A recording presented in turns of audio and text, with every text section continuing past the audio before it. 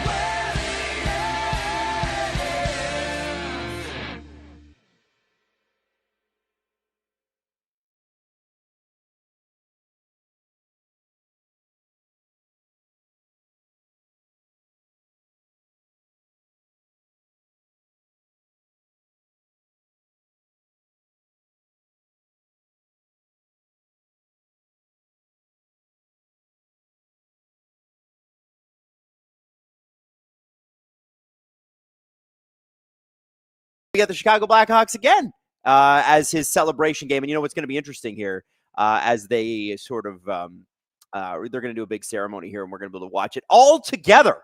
Apparently, oh, am I muted? Hayden, am I muted?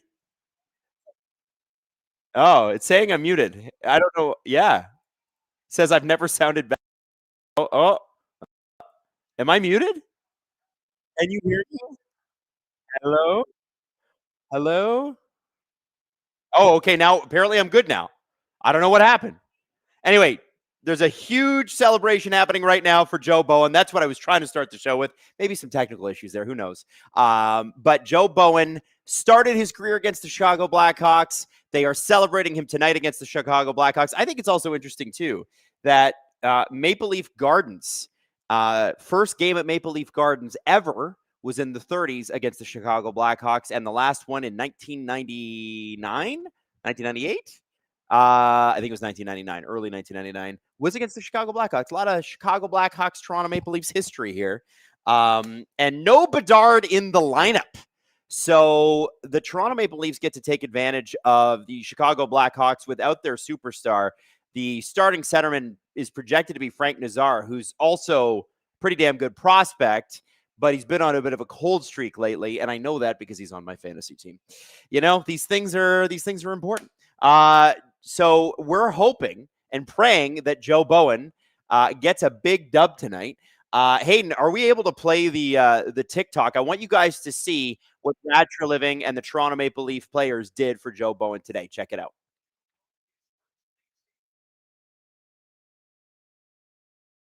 Is it next to my head? Okay, perfect.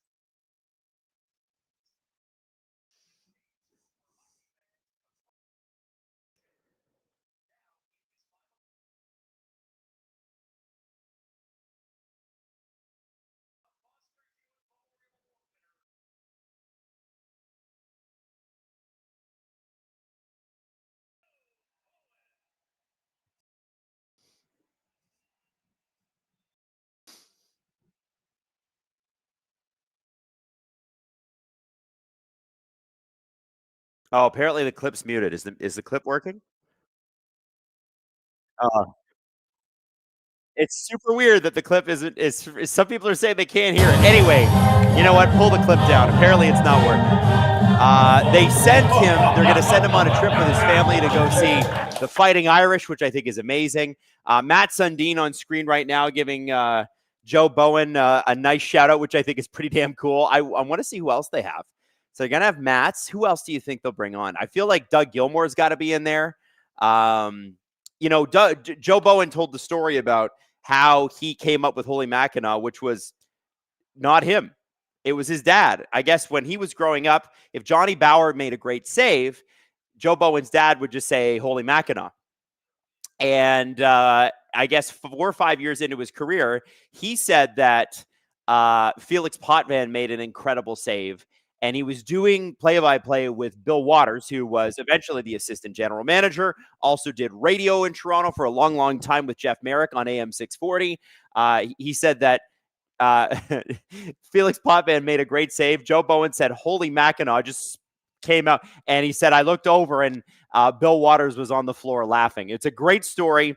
And, you know, I've had the chance to interview Joe when people don't remember this, but I actually used to do the official Toronto Maple Leafs podcast with somebody named Sasky Stewart. And I did that for a couple years.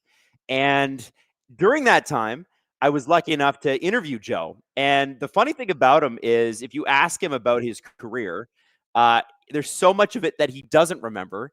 At least this is what he says, because he's so in the moment when he's making those calls that it doesn't sink in.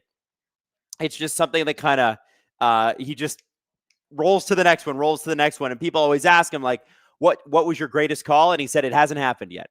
So hopefully this year the Leafs can pull their together and we can get some more playoff games for poor Joe. And honestly, amazing to see him being honored like this. Darcy Tucker is now up. Wendell Clark gave him a little shout out. Austin Matthews gave him a little shout out. Curtis Joseph now on screen. By the way, Curtis Joseph is like an ageless wonder. Guy he's a good looking man who does not get old. Max Domi giving a little shout out. I mean, obviously there's some family connections there. I think Max and Joe go way back. I think this is really special. The Leafs so rarely have something like this to celebrate. There's been so much organizational turnover, not a ton of late round playoff success. And it's just kind of amazing to see the Leafs honor a legend like this. Doug Gilmour, the man. You know, they're going through all these great Leaf players and all these great Leaf plays and all the Joe calls. It's really, really special. It is a shame that he's not doing television still because, man, back in the day, and I sound old, and I'm 37. I don't think that makes me old.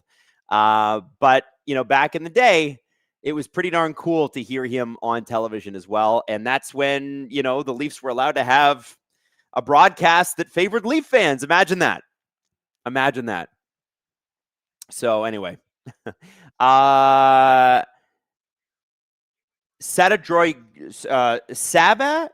Dragojevich Sorry, I don't know how to pronounce your name. I don't know who will take Joe's mic, but we will never forget. Amen to that. I don't know who's going to do it. Whoever gets to do it, you get that job. I don't think you ever leave that job. I think that's a very special, amazing sort of thing. I'm sure they got somebody maybe with the Marlies that could do it. But I feel like it's special. Joe is crying. Hayden in my ear is crying. This is really cool. There's Wendell Clark handing Joe a very special, looks like a golden microphone trophy, which I think is pretty neat. So they're going to call the booth now Bowen's booth. How cool is that? And when they just showed Jesse Blake on television, I don't know if you saw it. Jesse Blake on television. He made it. Congratulations, Jesse. You've made the big time. So the Bowen booth. He's now doing the radio broadcast from the Bowen booth for the rest of the season, and then whoever takes over next year, I think that's the ultimate honor. If you're on the air, naming a studio after somebody, that's awesome. Now he's got his granddaughter, and he's going to drop the official puck with his granddaughter, which has got to be the thrill of a lifetime for both of them. Austin Matthews lined up there. Here we go. And they drop it. That's Connor Murphy, by the way, for the Chicago Blackhawks as well. And Joe, very much loved among Leaf players, Leaf organization, spectacular play caller. It's just not going to be the same without him. Just not going to be the same. It's nice that they're doing this. It is, I will say this, it's a bit awkward timing to do it middle of the season. I almost feel like they should have kicked off the season with it or ended the season with it. But, I understand why they did it. Chicago was his first game in the NHL. So, make it happen.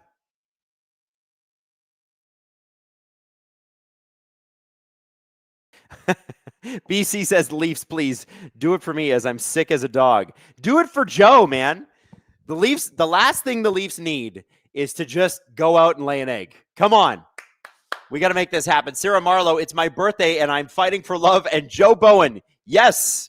Tyson says, do the Leafs make a call for Deneau? Can they afford? I don't think the Leafs need Philip Deneau. The one thing the Leafs have in spades is center depth. As much as I love Philip Deneau and he's a monster, I think what they need is a top 6 winger. That's what they need. That seems to be the thing that they keep trying to find within the lineup of guys that they already have. So I don't think so. I listen, Joe Bowen went into the dressing room tonight with Brad Treliving. They did a whole thing for him and his family was there and everything. I hope and I pray the Leafs rise to the occasion tonight and kick some ass for Joe and let him make some good calls. Okay. By the way, Philip Deneau is not getting traded before Christmas, by the way. Alan Walsh said it was ridiculous on Twitter. I don't know if you guys saw it. He's like, no, Philip Deneau is not getting traded. So anyway, we'll see. I mean, listen, we can always see what happens at the trade deadline. But my thing with Philip Deneau is like, why would you trade him now? LA's looking pretty good. And, maybe he's not the player that he used to be 5 years ago in Montreal. But he's still pretty damn effective, and LA's kind of going to need that if they're going to play Edmonton for the 40 millionth time in a row. You know what I mean? Let's throw those tweets up, Hayden. What's the first one here? Throw it up.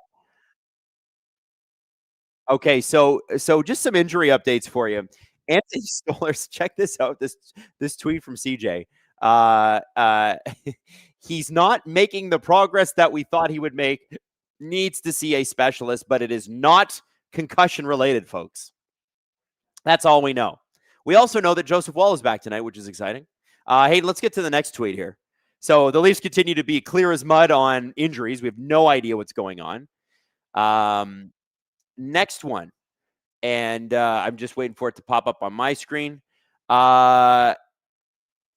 So, Hayden, I can't really read it. Oh, here we go. Yeah. So Artem Levshinov from the Chicago Blackhawks is not going to be playing tonight because he showed up to the rink late. And it's a good thing that the SDP doesn't do that for us because Steve and I would never be on it. we would be late for basically every show. Joe Woll starting tonight against Spencer Knight. So you got two good goalies. Excited to see Joe Woll back. It did, they said, oh, he's going to be a week. It was longer than a week. They lied to us. They still haven't pulled the carpets off the ice, by the way, hoping that they get to that soon. Let's drop the puck. Let's get Joe in the booth.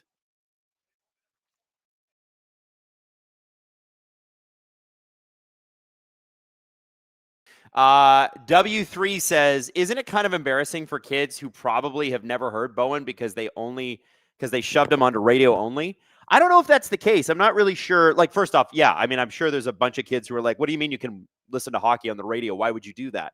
But I think I'm not sure if radio was Joe's choice or not. He's one of the best play callers in the NHL. I find it hard to believe that a TV company.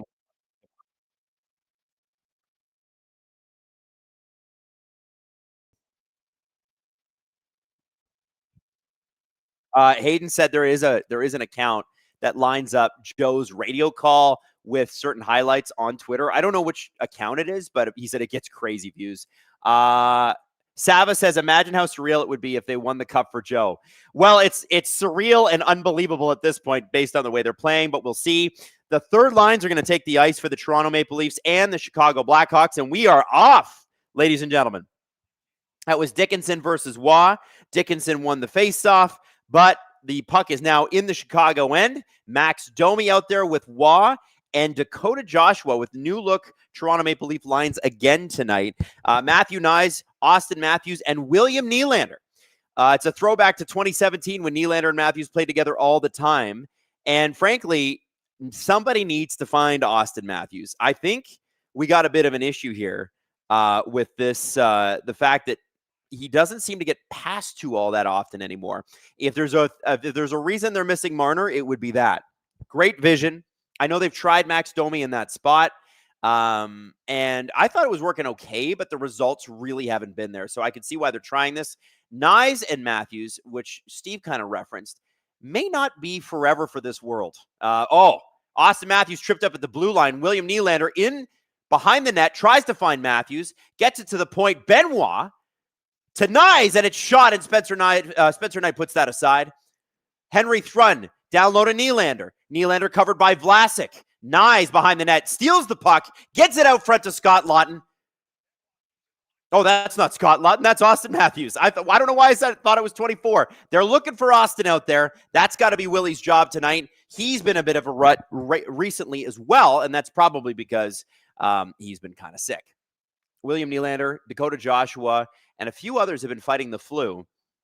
I'm telling you, if they ever come up with a flu vaccine, the Toronto Maple Leafs will be the team that benefits the most from it. They all seem to get sick at the same time, right around the end of November, early December. So it's Bertuzzi, Nazar, Burakovsky, Teravainen, Dickinson, Mikheyev, Moore, Green, Lardis, Colton Dock, Tonantino, and Donato for the Chicago Blackhawks. I didn't get through the full Leafs lines, but second line for the Toronto Maple Leafs is Robertson, Tavares, McMahon, and a shot by Tavares, and it goes just a little wide.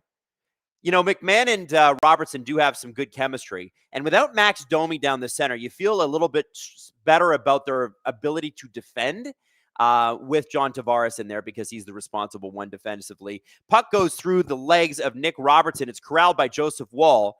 Watch for him to play the puck up a lot more. There's Bertuzzi. Burakovsky down low. Oliver Ekman-Larsson to John Tavares. Flips the puck up.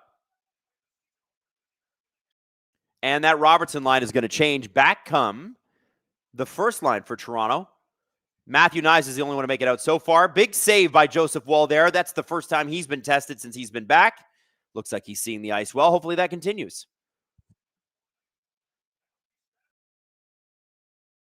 William Nylander to Morgan Rielly. Bertuzzi, former Leaf, had a great season with Austin Matthews and Max Domi once they finally put that line together. Rielly behind the net with McCabe. Now, something to keep in mind, it's Rielly, Ekman-Larsson, McCabe, Stetcher, Benoit, Thrun tonight. And by the way, Easton Cowan has been put down on the fourth line. I don't know if that's necessarily a demotion, though. They've been playing really well. Lott and Lorentz are with him. Nice. Held up at the red line, so he can't dump it in. Nice. Down to Benoit. He corrals. Leafs changing. He's watching. He's waiting. It looks like Chicago's changing as well. Up to Easton Cowan. Cross the red line and in. Cowan gives chase, and he's going to be the first one in. Lorentz grabs the puck. Lorentz to Cowan. It's flipped up in the air. Cowan's able to grab it, put it down. Lawton cycles it back down low. Spencer Knight grabs it behind the net. Headmans it to Donato. McCabe brings it back behind the Leafs net. Yanaki says, why isn't Joe commentating? I'm not even sure if Joe is working tonight.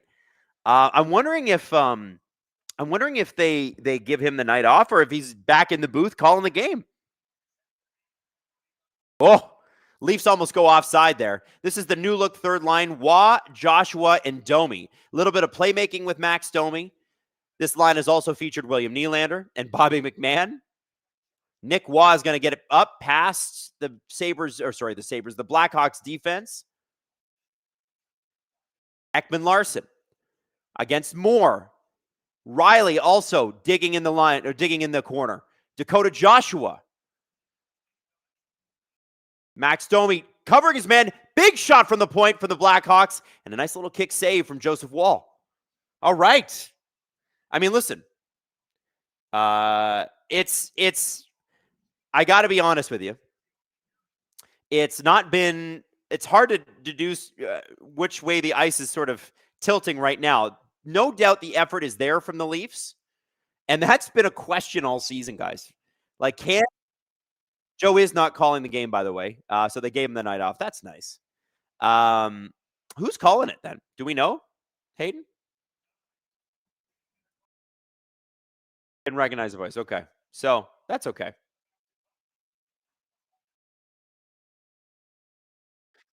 Jim Ralph is there. All right, good. Death Eater says Wylde for Wylde. Thank you very much. Love it going wild. I gotta get more coffee in me. 14-19 left in the first period. Effort and energy there from both sides. No side really has the edge, but the Chicago Blackhawks just ice the puck. I mean, maybe they gave Joe Bowen the first. Maybe they gave him the first period off, right? I mean, do they give him the night off? I mean, I don't know. You have to think, right?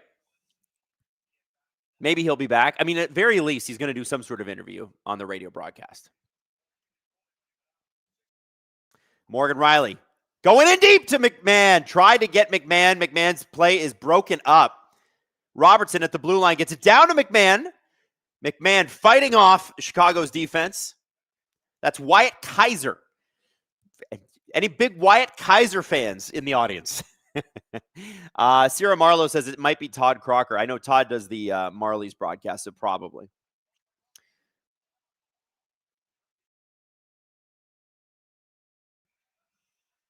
Kind of an arm wrestle right now. Just not really much going on. Both teams being careful, responsible. The Blackhawks need to be. The guy who scores most of the points for them, Connor Bedard, will not be back until January. So it's sort of next man up situation. Henry Thrun playing in his second game with the Toronto Maple Leafs. Or third game, I guess. Third game for number 3. And you know what I got to say? Henry Thrun, I've liked his play so far. You know why? Because I don't notice him. If you're the sixth defenseman, I don't want to notice you. I don't want to see what you're doing. I don't want you to do anything but be boring and not allow goals to happen on your watch. And so far, he's done a pretty good job. Stetcher and McCabe out there. What an interesting pairing, huh? Stetcher, all puck moving. McCabe, all defense and tough guy. Kind of works.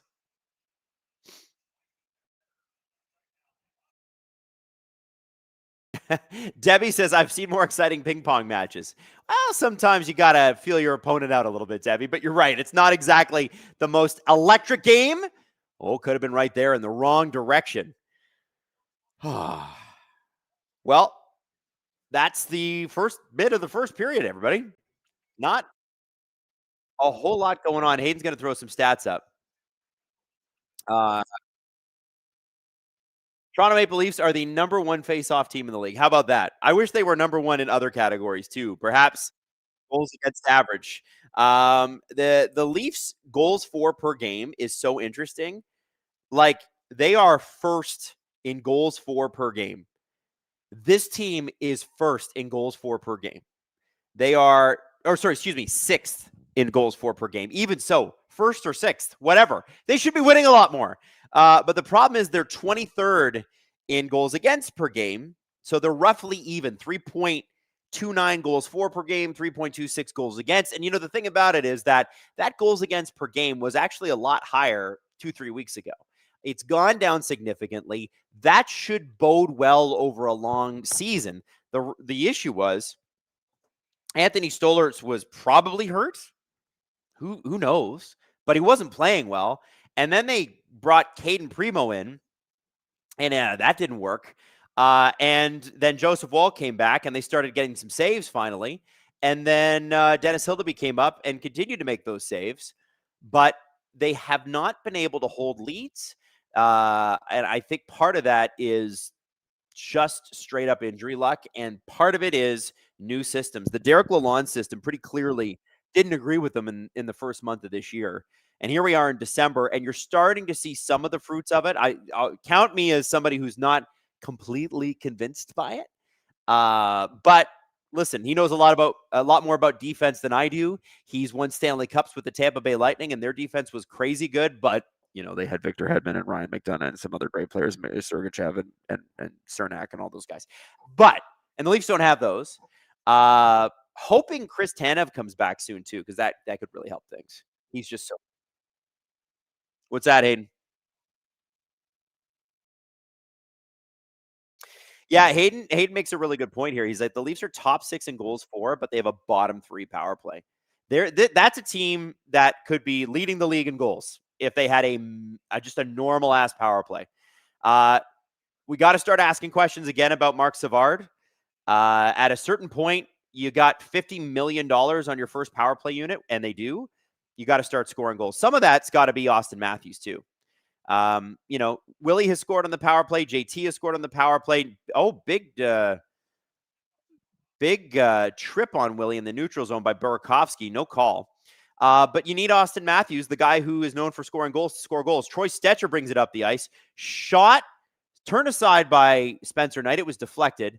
Nick Waugh retrieves. Leafs mid-change. Shot by Domi. Just misses it. A little bit of a fan. And out to Bertuzzi it goes. Bertuzzi, who signed that 4-year deal after his 1 year with the Leafs. Domi. Along the Leafs board. Nice, who's got to be exhausted. He's been out way, way, way too long. Skating like it, too. I think he's changed. Henry Thrun gets the puck up to Dakota Joshua. Dakota Joshua back to Thrun. Thrun covered. Benoit retrieves behind the net. Up to Domi. And out comes Dakota Joshua. He's got a break. Shot. Oh, and it looks like it hits the post. I'm going to have to take a look at the replay on that one. But a really surprising fast break from Dakota Joshua. Not exactly the most fleet of foot player. But yet, here we are. Nice little play there by Henry Thrun to get that puck up. Bobby McMahon on Del Mastro. McMahon with Tavares in the corner. Blackhawks grab the puck. Dickinson with it. And that puck is iced. Teravainen, I think, tried to beat McCabe out there. But, was that Domi? That was Domi. Great play to Dakota Joshua. See that? Oh, it did go off the post. Man, that was really close. Great play by Domi with a great pass. And Dakota Joshua just a couple inches to the left, man. And that's a good goal. You know, I got to give Dakota Joshua credit. He's looked a lot better since that scratching. Still need more from him. Still need some points, but damn, dude. Oh, Robertson with a spinorama. Just misses the net. Was almost going to be another icing there on Chicago, but the puck just sort of died in the Leafs' corner. Might be a little too much snow on the ice at this point for that to go that far. Did not curl as far as it needed to. Nurch Phoenix says, Adam, they better win it for Joe tonight. I agree. They better win it for Joe tonight. Modern Argonaut says, please tell producer Hayden that the Wild need to take good care of Quinn Hughes. Signed, a Canucks fan.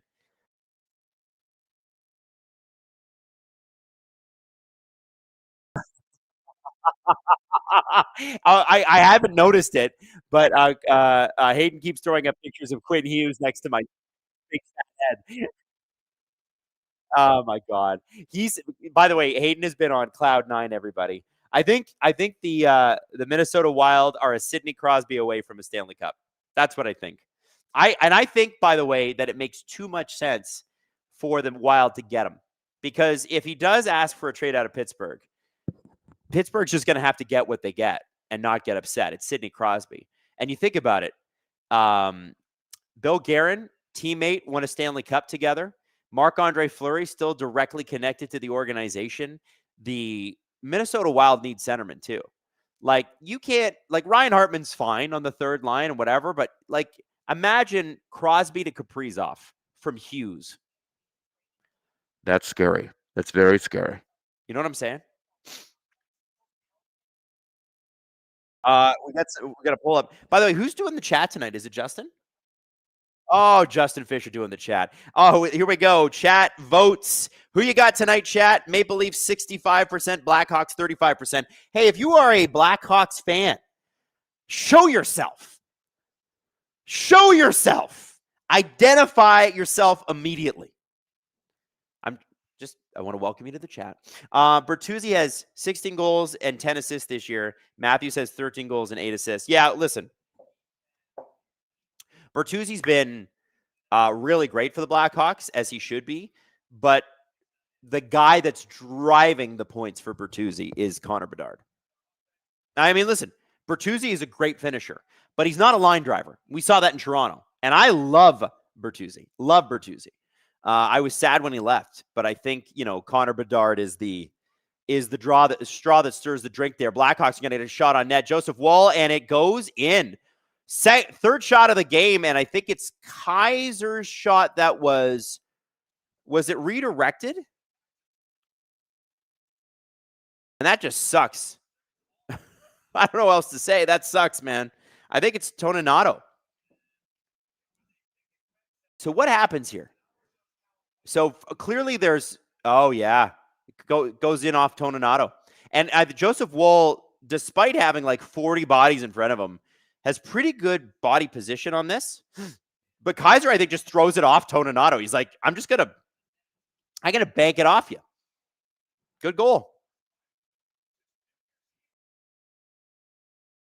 Warrior Womp says Bedard was involved in 49% of every Blackhawks goals until Bedard was involved in 49% of all Blackhawks goals until that goal just now. Oh, man, that's crazy. What a stud. And people were on his ass last year like, oh, maybe he's not that good. Yeah, he's pretty good. He's pretty good. He got angry, you can tell.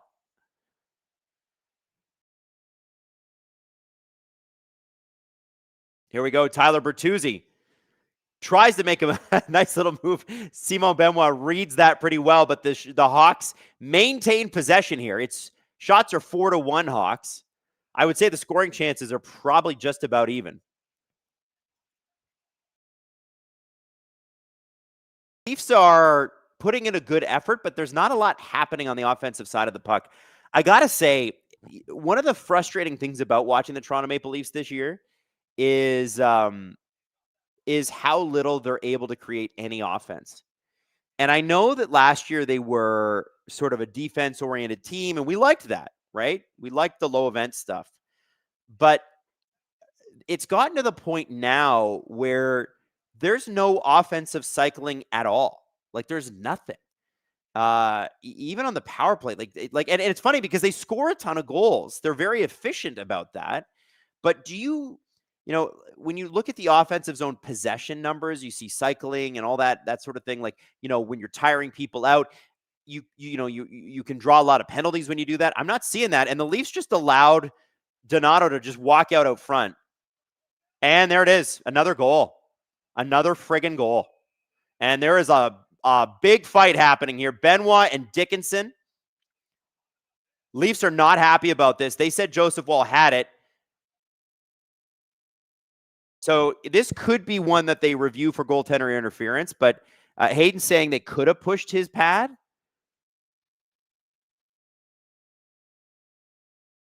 Hayden's saying that they definitely pushed his pad because Wool's really barking at the ref. So Wool had it. Oh, yeah, they dug it out, but the ref hadn't called it.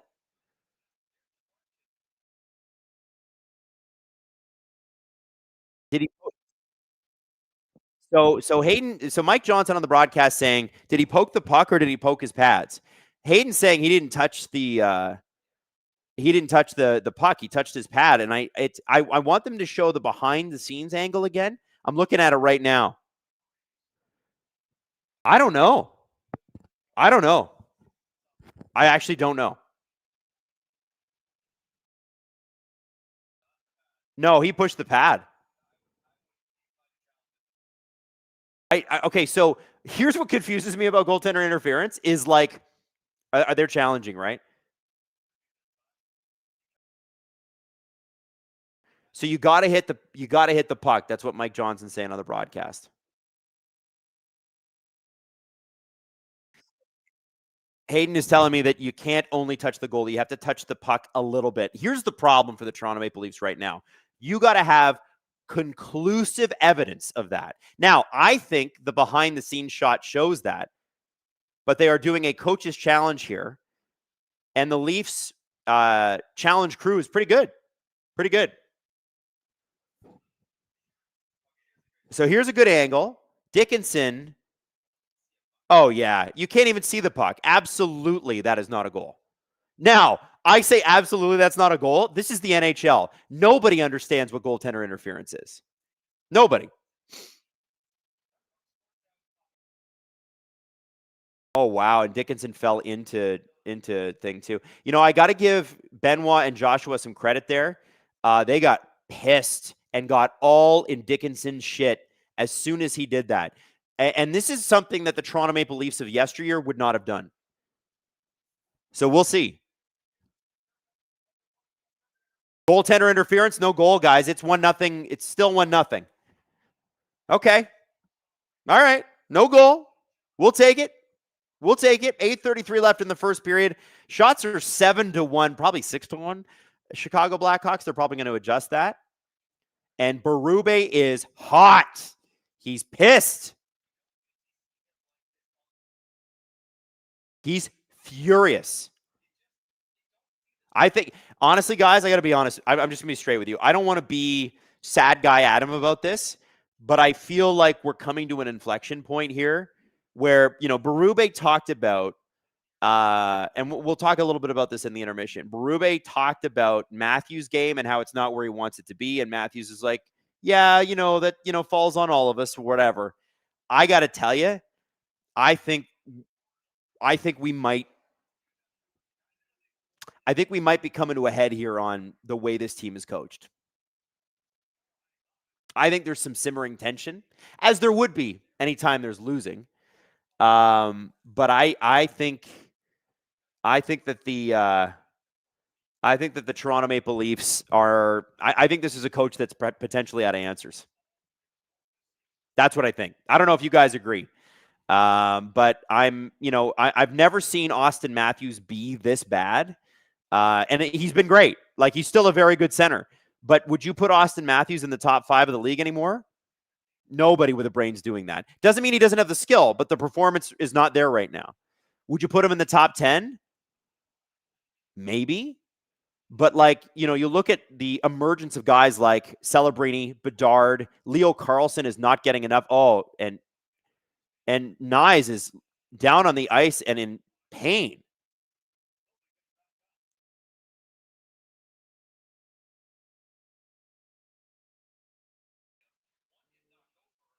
How did he get knocked over there? Oh, and his head just crushes the board. Oh my God. Just probably, got his neck a little bit. Anybody saying Pete DeBoer in the chat? Hell no. Hell no. That would be a desperation move. Pete DeBoer will coach in the NHL again. I'm not a fan. Not a fan. Robertson, back to Thrun, over to Benoit. Benoit's going to shoot. Spencer Knight is able to make that save through traffic. Bobby McMahon corrals the puck. Goes back towards, behind the net.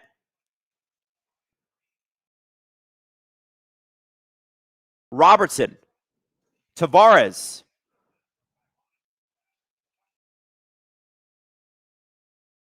.7:14 left in the first period. A weird game. There's something weird in the air tonight. Do you feel that? There's something weird. Something weird about this. Berube's pissed already. The Leafs have allowed 2 goals, one that was called back. It's the Joe Bowen night. This team, I have to be honest with you. The team's Hayden's in my ear. They're on pace for 6 shots the entire game. Well, yep. They're playing not good offensively, like at all. There's no offensive zone pressure. Guys, I'm telling you, I feel this is the night I'm really feeling it. The Toronto Maple Leafs should be eating the Blackhawks alive. There's no Bedard. What do you mean you're down 1-0? What do you mean there's only 2 shots? Why are we dumping the puck in and changing? There's something not right with this team. And I haven't said it on the show yet because I've been feeling it a little bit. But the one thing that I'm trying to do as a podcaster is not overreact to friggin' everything. I know I still do. We all do. We're fans. But I don't know, guys. Like it's pretty late in the season for this to still be how the Leafs are playing.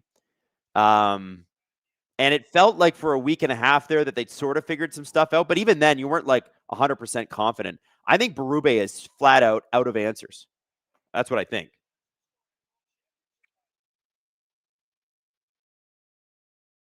Blackhawks all-time record without Bedard. What do you got for us, Hayden? There's 100 years without Bedard. So the Blackhawks are 3-11-1 without Bedard in the lineup since he debuted. Because remember, there was like 100 years of history before that. Hayden didn't compile those stats, though. YT, the legacy. Berube isn't the problem. Marner, Matthews are players who have skill, no passion. You can't coach that. Matthews needs to lose the C.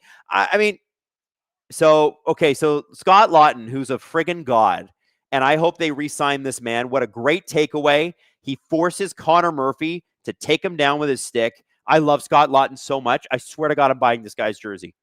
Anyway, if anybody that is telling you that Scott Laughton's not good at hockey and that was a bad trade, they're not watching. Ignore them. Their opinion doesn't matter.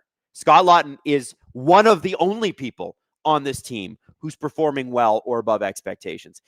So anyway, what I was going to say is that, people are saying that Matthews doesn't have any passion. Nylander doesn't have any passion. Listen, I'll tell you, I will say this. William Nylander has off nights. He has off shifts. He has off periods. He has off nights. When he's on, he's one of the best players in the league. When he's off, it's really frustrating. The one thing I will say about William Nylander is I've never watched a Leafs playoff series yet where he hasn't been a stud. Not one. Not one time. He's been great. He shows up every playoffs. Austin, I think you're looking for, if you think that he has no passion, you're looking for him to be a big emotional guy. You know who they used to say that about? You know who they used to claim had no passion and really shouldn't have been a captain? Matt Sundin. If you were to ask Matt's teammates, though, if you ask Cujo, you ask Ty Domi, you ask any of those guys, Gary Roberts, any of the big boys from back then, Darcy Tucker, Shane Corson, they're all going to tell you he did. He just didn't show the media. And those are the things, that's what I hear behind the scenes about Matthews, It's not that he doesn't have passion. You just don't get to see the passion that he has. And occasionally we do. There was a clip earlier this year that we finally got to see that, and it was very cool. I think it was one of the games that they won, and he was fired up, and he was like, "This is us. This is who we are. We're tenacious, blah, blah, blah." I've seen enough from Austin Matthews to know that he's a passionate guy. He's just not outward about it. He's not Steve Dangle, right? Would you say that Jesse Blake, because he's a bit quieter, doesn't have passion? Jesse Blake has plenty of passion. He's just a little bit more of a quieter guy, where Steve's going to be hard on his sleeve type of person. Do you see what I'm saying? So I don't think that's a fair summation. If you look at how Austin Matthews has been deployed, you look at the amount of shots he's getting, you look at the ozone time he's getting, you look at the passes to him, nobody's finding him. Nobody's finding him. And they're not getting a lot done on the offensive zone. And look at that. They just gave up a shorthanded goal. What a fucking bunch of losers. Dickinson scores. Horrific play. Just horrific.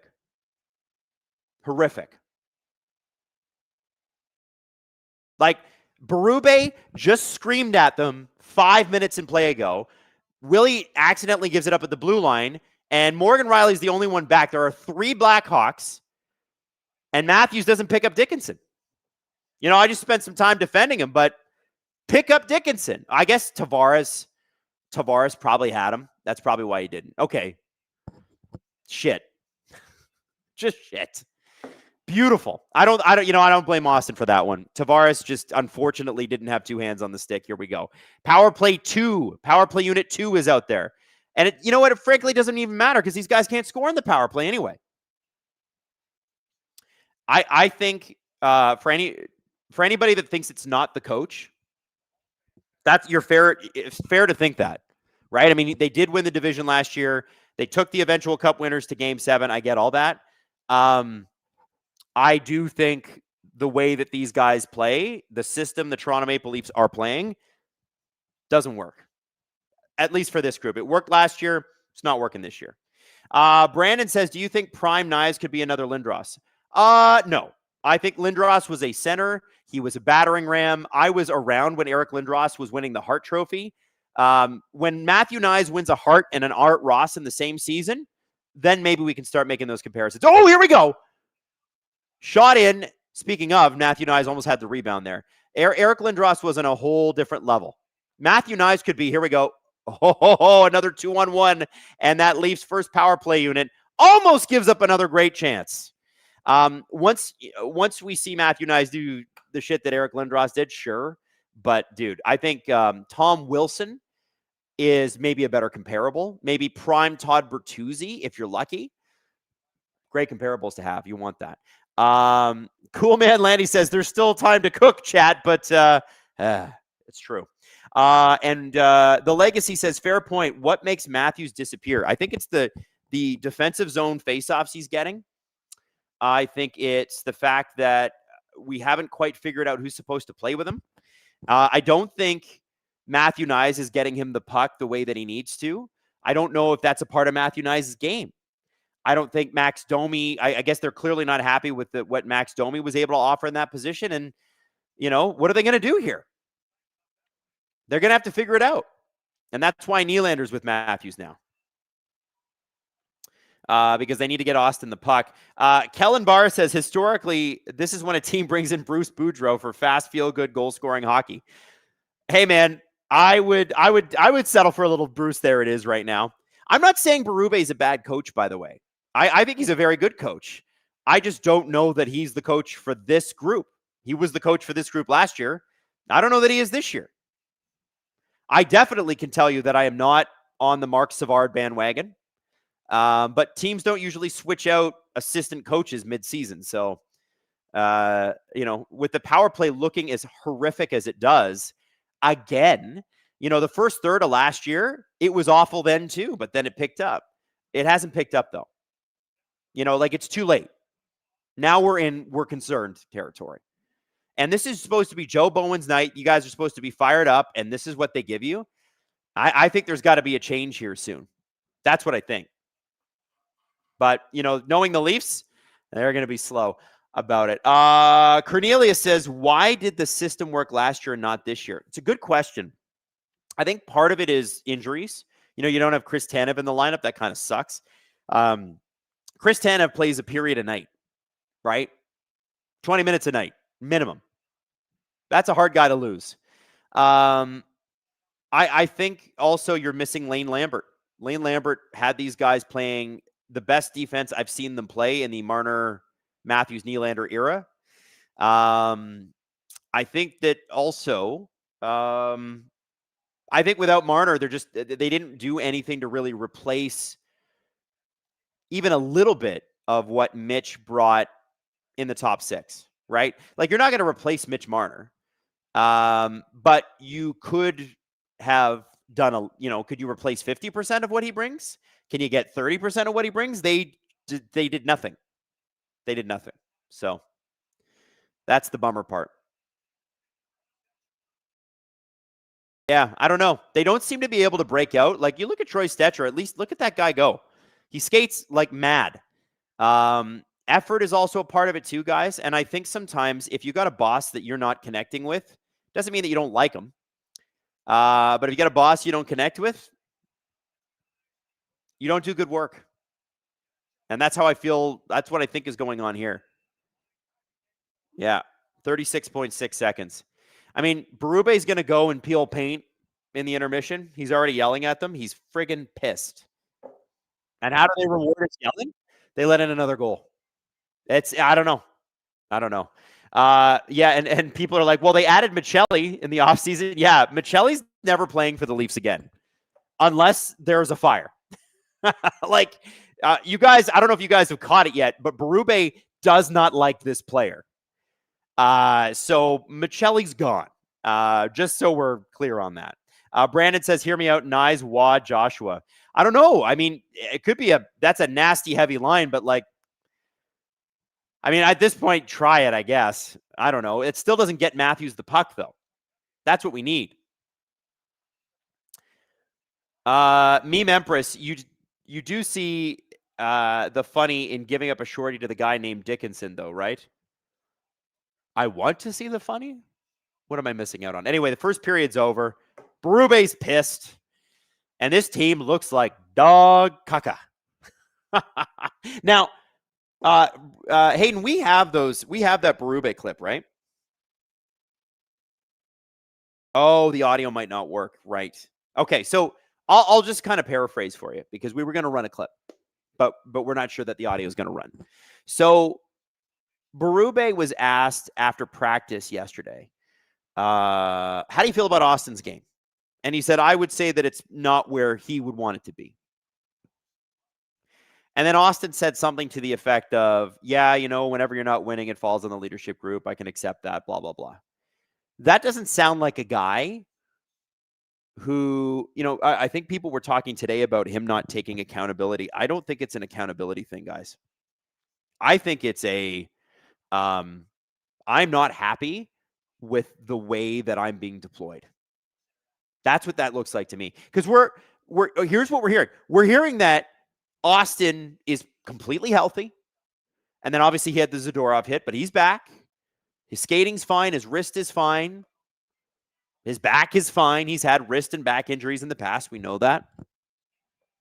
So if that is to be believed, and that's coming not just from the Leafs, that's coming from the Matthews camp themselves, then you have to look at this and go, well, that's a player that's not thrilled with how things are going in terms of how he's being played.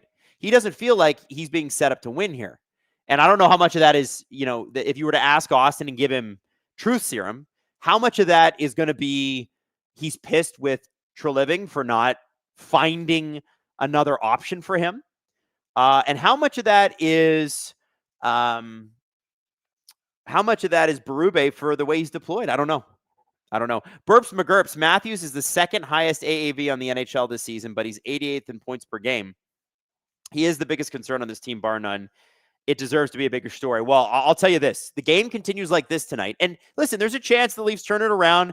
I mean, the last game Hayden and I did, the Leafs played like dog shit for the first two periods and then came back against the Pittsburgh Penguins. They can fully come back tonight. That's all possible. But I don't think Burps McGurps is wrong. Burps McGurps, longtime member of Gripper Nation, by the way. I think it is still a story. Until we see sustained Auston Matthews scoring for a month, 6 weeks, 2 months, right up to the Olympic break, because we're 6 weeks from the Olympics, basically. 7, maybe. That's it. Until we see that for a sustained period of time, none of us are going to believe it. Even if he scores a hat trick tonight, you're going to be like, yeah, that's awesome, and I'm thrilled. But what about next game? How's that going to go? And I think you're within your rights to ask that question.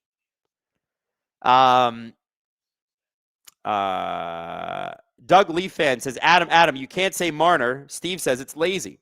I say it's lazy. I've told you guys since the beginning of the season that this team is too good to look this bad. And I'm not taking questions on the matter. It's not up for debate. This team is too damn good to look like this. It's crazy. Now, I am going to take a break and grab a clip here and that sort of thing. So we are going to play a clip. Our Bruce says, my money's on Chicago tonight. Yeah, you know what? Probably smart money. Robert Bed says, I really like Michelli, fan of him for a while. Do you think Berube is not playing him because he can't get into his style or get back to his old form? I think Steve should coach the Leafs. Well, I don't know if Steve should coach the Leafs. I think that would give him a heart attack. Michelli, listen, I'll be honest with you. There are questions about Michelli's motivation. Whether that's fair or not, the scuttlebutt behind the scenes, nobody's come out and said it, so I will. The questions are, does the guy have the motivation? Does the guy have that killer instinct? And this is a team that is known for not having the killer instinct that it needs to have. So the last thing you need is another guy in a jersey on the ice not doing anything. So, yeah. Anyway, I don't think the Leafs need to make a trade here. I think they're better than this. I just think there's a mismatch here somewhere, and it's pretty obvious it's between the players and the coach. The Leafs are better than this. I will maintain that all year. Whether they miss the playoffs or not, you can dunk on me till you're blue in the face. I don't care. I know the Leafs are better than this. I know that they can play better than this. I don't know that this system is working for them. End of story. Now, Hayden, what clip are we playing? Because we're going to come back at the beginning of the second period. I got to have a little dinner. I'm a millennial, so I ordered avocado toast. Big Dubs. Hey, you know what? Instead of being all negative, let's look at some of the best talent in the Western Hockey League. Maybe the Toronto Maple Leafs or whatever team you cheer for will be drafting one of these players. Let's turn it over to Steve Dangle with Big Dubs. You're back, and that's a big dub. Hello, friends. Steve Dangle here, and welcome to the latest edition of Big Dubs, where we take a look at the best from around the WHL over this past week. We're going to start this week with a Montreal Canadiens prospect by the name of Bryce Pickford. This past June, Bryce Pickford of the Medicine Hat Tigers was selected 81st overall by the Montreal Canadiens. So far in the WHL, he has won, and now he's trying to win again. Won a championship with the Seattle Thunderbirds in 2023. A championship with the Medicine Hat Tigers last season. And this year, he is absolutely rocking it. Take a look. Circle. Marcus Rock back pedals to the corner. Pass up top. Liam across Pickford. One-timer. He scores! First it was teddy bears. Now it's hats flying to the ice. The first career hat trick for the Tiger captain. Pickford, his 20th of this season, and he donates his helmet to the mix. 4-1 Tigers. They stretch the lead to 3 on the power play.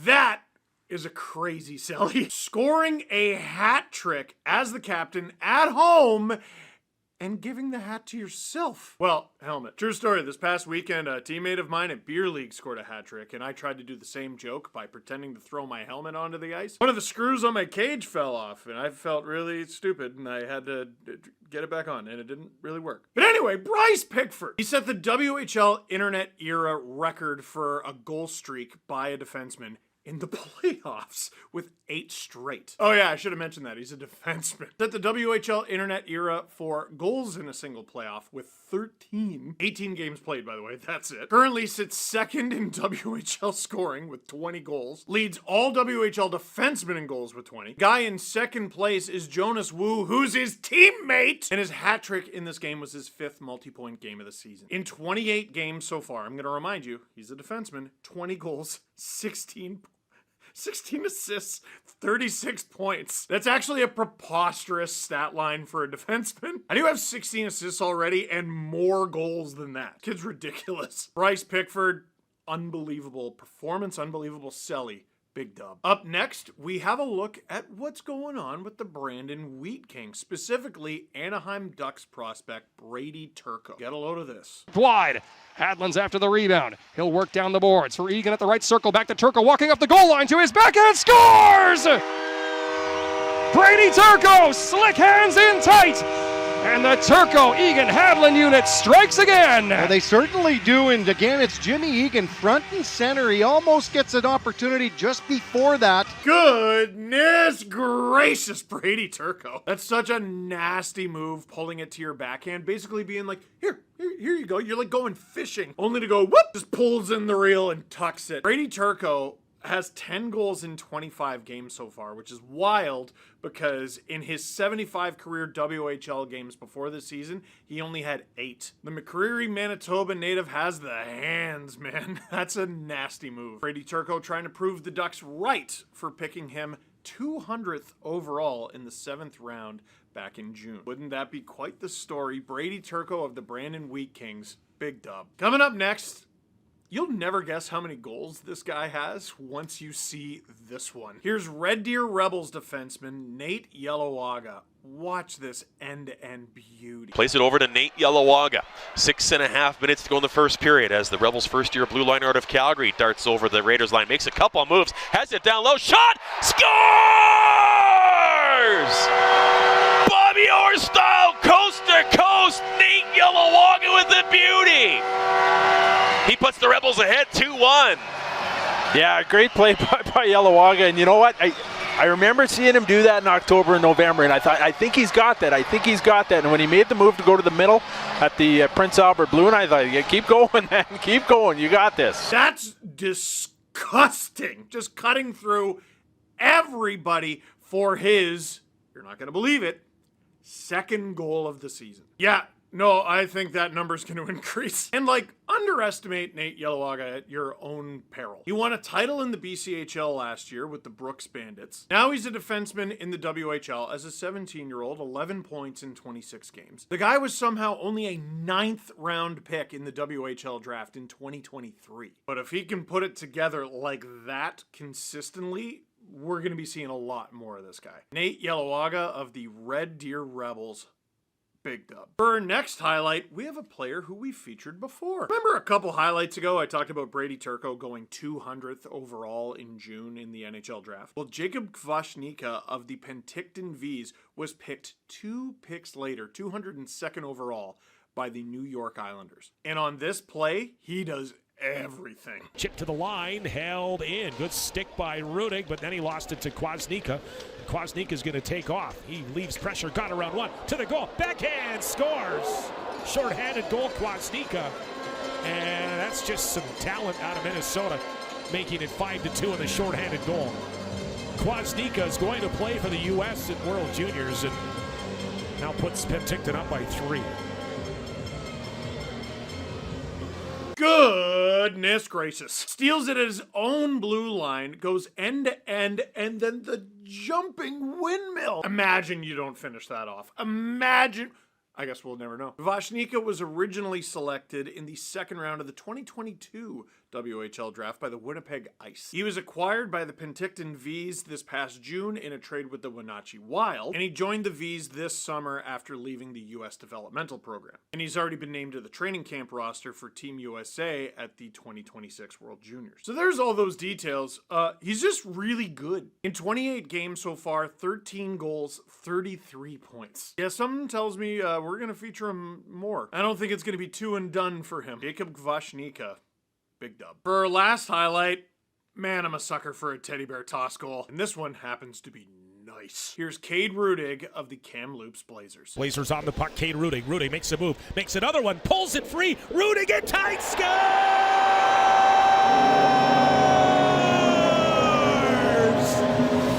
Cade Rudig pulls out the selfie celebration, and here come the Blazers. Here come the Bears. What a goal by Cade Rudig. He's the teddy bear goal scorer for 2025 as the Blazers mob him off the bench.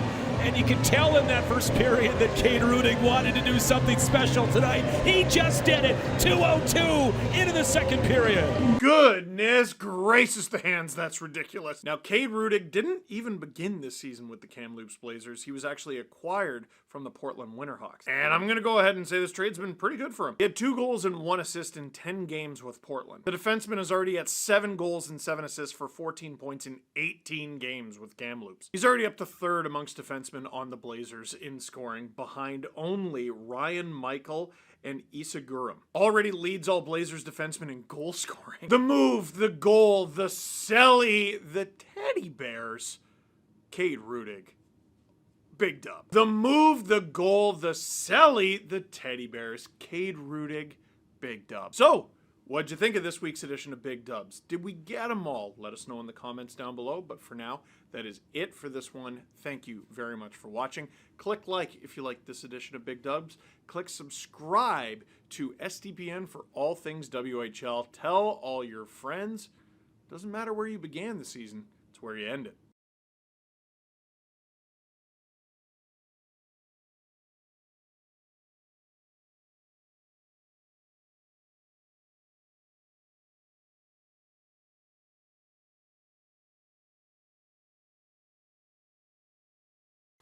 I had to burp that whole time.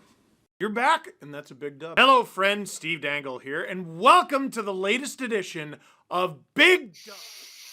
All right. So, what do we do?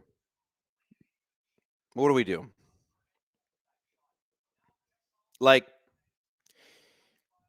what do we expect them to do? Like, what's a reasonable expectation for the Toronto Maple Leafs in the second period? I'm like, there is something weird in the air tonight. There really is. I don't know what to say about it. I know I got a bunch of super chats to get to, so I'm going to get to you guys now. Henderson. As much as people want to dunk on the Leafs, no team in the Atlantic is consistent. I'm a Lightning fan. We had 3 weeks total now where we're kind of back to meh. Yeah, listen, I get that. The Lightning have had some pretty serious injuries, though. Like Vasilevsky's out. Hedman, the Florida Panthers keep trying to decapitate Brandon Hagel for some reason. I don't know. For me, it's sort of one of those where I kind of look at it like I can only really say that the Toronto Maple Leafs have a wide open path to win the division again. And I think that they're good enough to do it. And you guys are probably at home going, this guy's insane. But no, I really believe they can. I just don't think that they're playing up to their skill level. Now,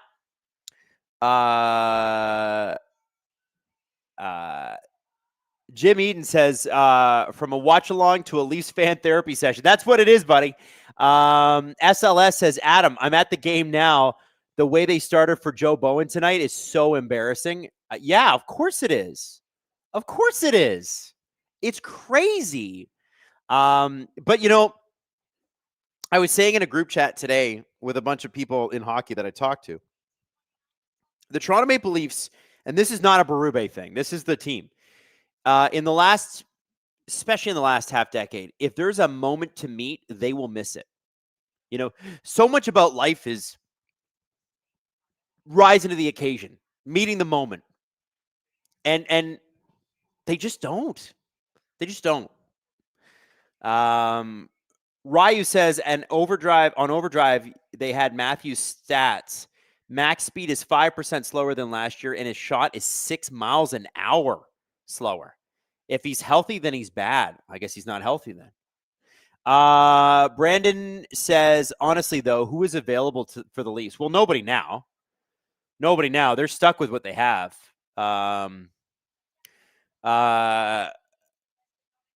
Pratik says, Berube's only message can't be try harder. You got to change something fundamental in the system. I agree.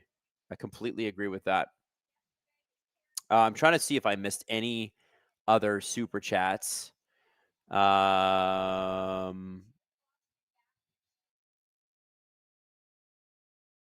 Oh, David Owens asking about a live show. That's right. We got Drew and Stu live at the Mansion in Kingston coming up.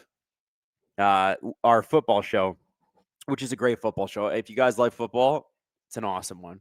Brodeur Hall of Fame says PK Subban hit the New York, New Jersey trifecta. 2:30 in New Jersey, 3:30 on the island, and 7 o'clock on MSG. Video on NHL YouTube. Let's go. That's cool. Good for PK. That honestly seems like a blast. SLS 98, fire Berube, fire Treliving, do something. I don't know that firing Treliving is going to do anything right now. The next general manager is going to come in and be like, well, I just got here. You know what I mean? Like, they're going to be like, well, I'm going to have to look at things. Tyson Barnett, Adam, was the 23-24 season the last of Matthews being the best player in the world? Is he just okay now? Do we mourn him? Or does Matthews and Berube just not work? Well, I think we can separate the two of them. I don't know if Matthews is ever going to be elite again. I also will separate that and say I don't think Berube and Matthews work. I'm just going to come out and say it. I don't think it works. I think they're two separate issues. Whether Matthews is ever that good again, or even 90% of that, is a question, and a legitimate one. I have no answer for that. I can tell you with almost certainty that this Matthews-Berube thing is not working right now. I don't know if it'll ever work again. Robert says, I think it's Joe's fault that the Leafs don't do anything different on my account. I don't know if I understand what you're saying, Robert. I apologize. I'm just not sure what that means. Burakovsky shoots. Joshua. Joshua again flips the puck in. See, this is what the Leafs do. They get hemmed in their own zone. And when they finally get it out, they're so exhausted they got to change. Like, you just don't know what to say. Nylander looks like he's going to carry the puck up here. Let's see what he does. Up to Stetcher. Stetcher go across the Chicago blue line. Matthews tries to grab it. Nyes tries to grab it. So here's the thing. When the Leafs dump and chase, I never see them win the puck battle because when you dump and chase, you're going to have to compete with the defenseman on the other team for the puck. I never see them win that. So even when they do get it deep, which is like a fundamental hockey play, they don't seem to be able to do it. Now, we got Nylander, we got Matthews, we got Nyes, and a big save by Spencer Knight. Really good play there. Some nice vision by William Nylander. You see what I'm talking about? We need to get these guys the puck. Somebody needs to dish.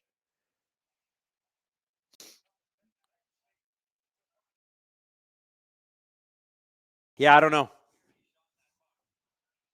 The Leafs should not be down 2-0 to a Bedardless Chicago Blackhawks. And they have no gas tonight. None. It looked okay in the first 5 minutes, but oh my God. Well, maybe first 10. But the second half of that first period was atrocious to watch. Tyler says, how have they not replaced the power play coach? Clearly, what he's saying isn't working. It doesn't have to be a rocket scientist to see this. I agree. Riley with a shot. Tavares tries to do one through the legs, and Spencer Knight covers it. Listen, man. I was the one with egg on my face last year saying they should have fired Savard, but they stuck with him, and they ended up with a pretty good power play by the end of the season. And it even transferred into the playoffs. But boy, they came into this season 3 weeks in training camp completely not ready. Like, one of the things without Mitch Marner there that they should have practiced the most was the power play. And it is pretty clear that they didn't spend not even 5% enough time on it. Thank God for guys like Easton Cowan emerging, Scott Lawton playing as well as he did. Imagine what it would be like without those guys. Imagine what it would be like without the Leafs depth scoring, which they had 0 of last year. 0. Penalty 9 says, I told my friends that if the Leafs lost after the Bowen tribute, I'd never forgive them, and here we are. What are we doing? Team tank. I don't think the Leafs need to tank. I think they've got a lot of talent on this team. And I'm gonna keep hammering that point until you're tired of me saying it, and then I'll say it some more. This team is too good to play like this. So what's the problem? To me, the problem is a disconnect between coaching and the players. Players are not bad. Coaching's not bad. Maybe it just doesn't work. Maybe it's a bad mix. Jonah says, maybe they'll tank by accident. Well, they might have no choice, Jonah. You might have a choice. You might have a point there.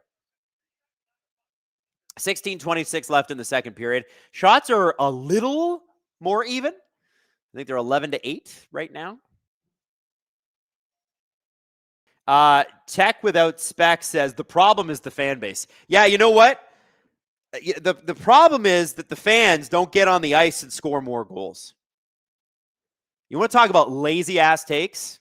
I don't want to call you out, but I'm going to call you out. You posted it, so I'm responding to it. That's the laziest take I've ever heard in my life. Blaming fans or media for a team's play, give me a fucking break. Like, what are we doing here? Oh, my God. Can you imagine Tom Brady being like, yeah, we lost the Super Bowl because of the fans? Oh, the media was too hard in Boston. Here we go. Scoring chance. Stetcher with a shot. Here we go. Come on. Nylander behind the net with the puck.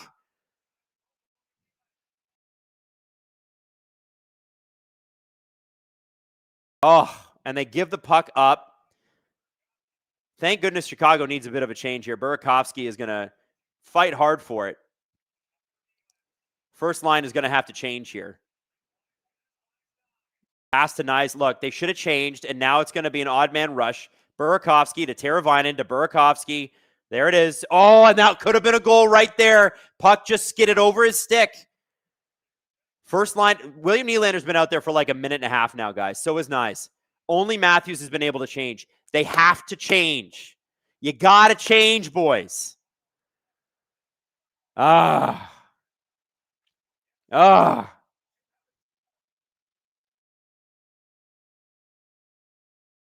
Billy's got a Shake Shack thing coming out, Hayden? He's got a collab coming out with Shake Shack. Well, yeah, maybe not the best time, but you can't help it. You got to make that influencer money. Tech Without Spec says, I was joking, but it was funny. Listen, I won't lie to you. Takes like that get under my skin. So if you want to get me mad, it's a good way to get me mad. I just feel like the lack of accountability from this group has been frustrating for a long, long time. And I do blame the players for that, but I also blame the management for enabling it. And that goes back to Dubas and Keefe and Shanny. Like, Sheldon Keefe would get on the microphone and tell you what he thinks, and then the next day be like, I'm really sorry to the players for saying that they were bad last night when we lost 6-0. Like, what are we doing? Grow up. How much money you guys make? Grow up. You'll be fine. Adam says, just tuning in, looks like the fans need to lock in. True. It's true. All right, we got a text here from Hayden. Yeah, William Nylander drops new menu items with Shake Shack Canada only on Uber Eats. Well, good for him. Good for him. We can all order some shakes from Shake Shack to drown our sorrows. I love a good chocolate milkshake. I will say that.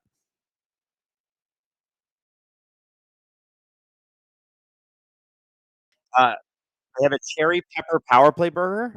Ooh. With the NHL's last place power play, that's going to play well. 6 questions. Lentz says, as a fan of another team, there is nothing about the Leafs that impresses me. They have talent, but they are not outstanding. I couldn't agree more. They're not. They're like, that's the frustrating part. There's plenty of talent on this team. Even though plenty of it's injured, like Carlo and Tanev, and I get it. There's plenty of talent playing right now. Nothing spectacular about it. The Legacy says, blame the fans and media because it is all Adam and Steve's fault. Hey, don't forget Jesse. He's going to be at the game, or he's at the game right now. He's going to be asking the players questions afterwards. That's got to be hard for them. Marvin says, even my Flames could beat the Leafs. James says, this is the worst team I've seen in 10 years. Yes, this is the worst team that we've seen them have since Mike Babcock's first season, which was the season that they were intentionally bad so they could get Matthews. It's just brutal. I don't know, like, what they're going to say after a game like this, too, unless they turn it on. But even then, like, let's say they turn it on and they play great. So we're in commercial break right now. Let's say they turn it on, they play great. What then? We still saw the way that they played before. We still have seen the way they've played all season. Anyway.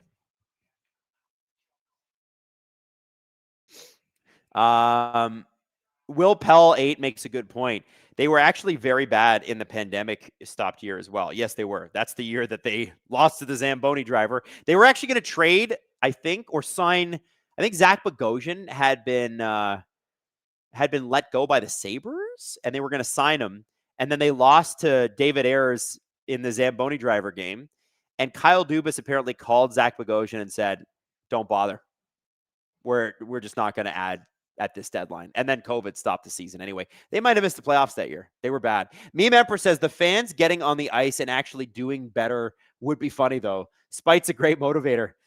Well, at least you know that the fans would be fired up about it. They might not be good, but you know that they'd give it their all.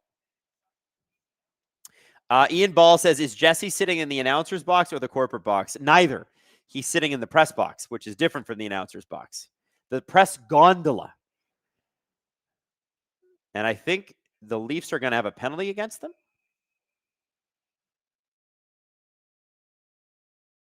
I think. I don't know who it is. Nobody on the ice seems to know. Is it Dakota Joshua? High sticking on Dakota Joshua. Okay.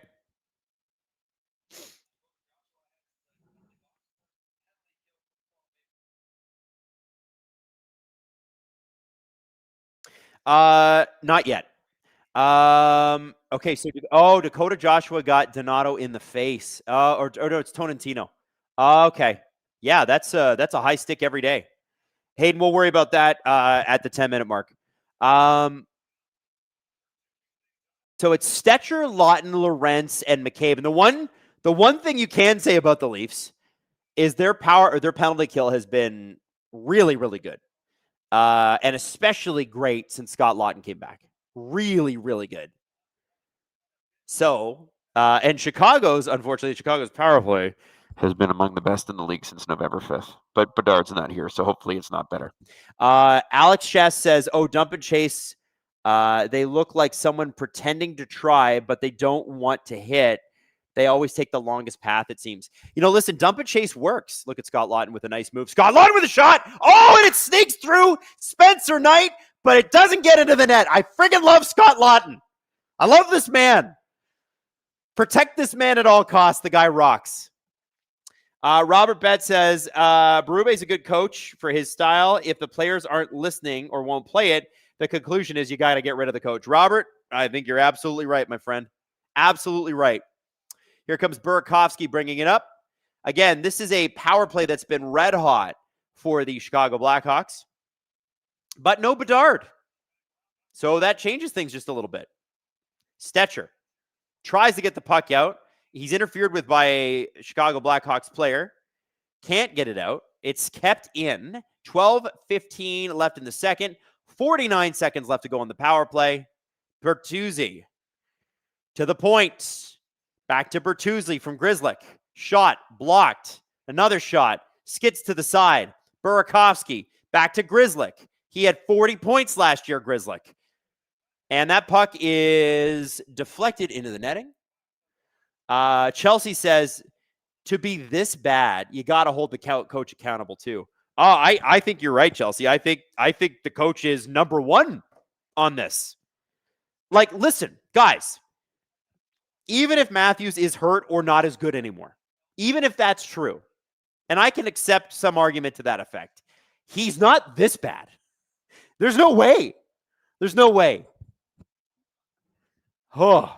Rusty Mitchell reminds me of the last game at Maple Leaf Gardens where Chicago won 6-2. Yeah, that was depressing. But at least they won the first game against the Canadiens at the Air Canada Centre. They did win that. Teravainen back to Donato. Back to the point. Vlasic. To Green. To Vlasic. Teravainen shot. That misses. And the power play is over. Onto the ice comes Dakota Joshua. Shots, by the way, are even.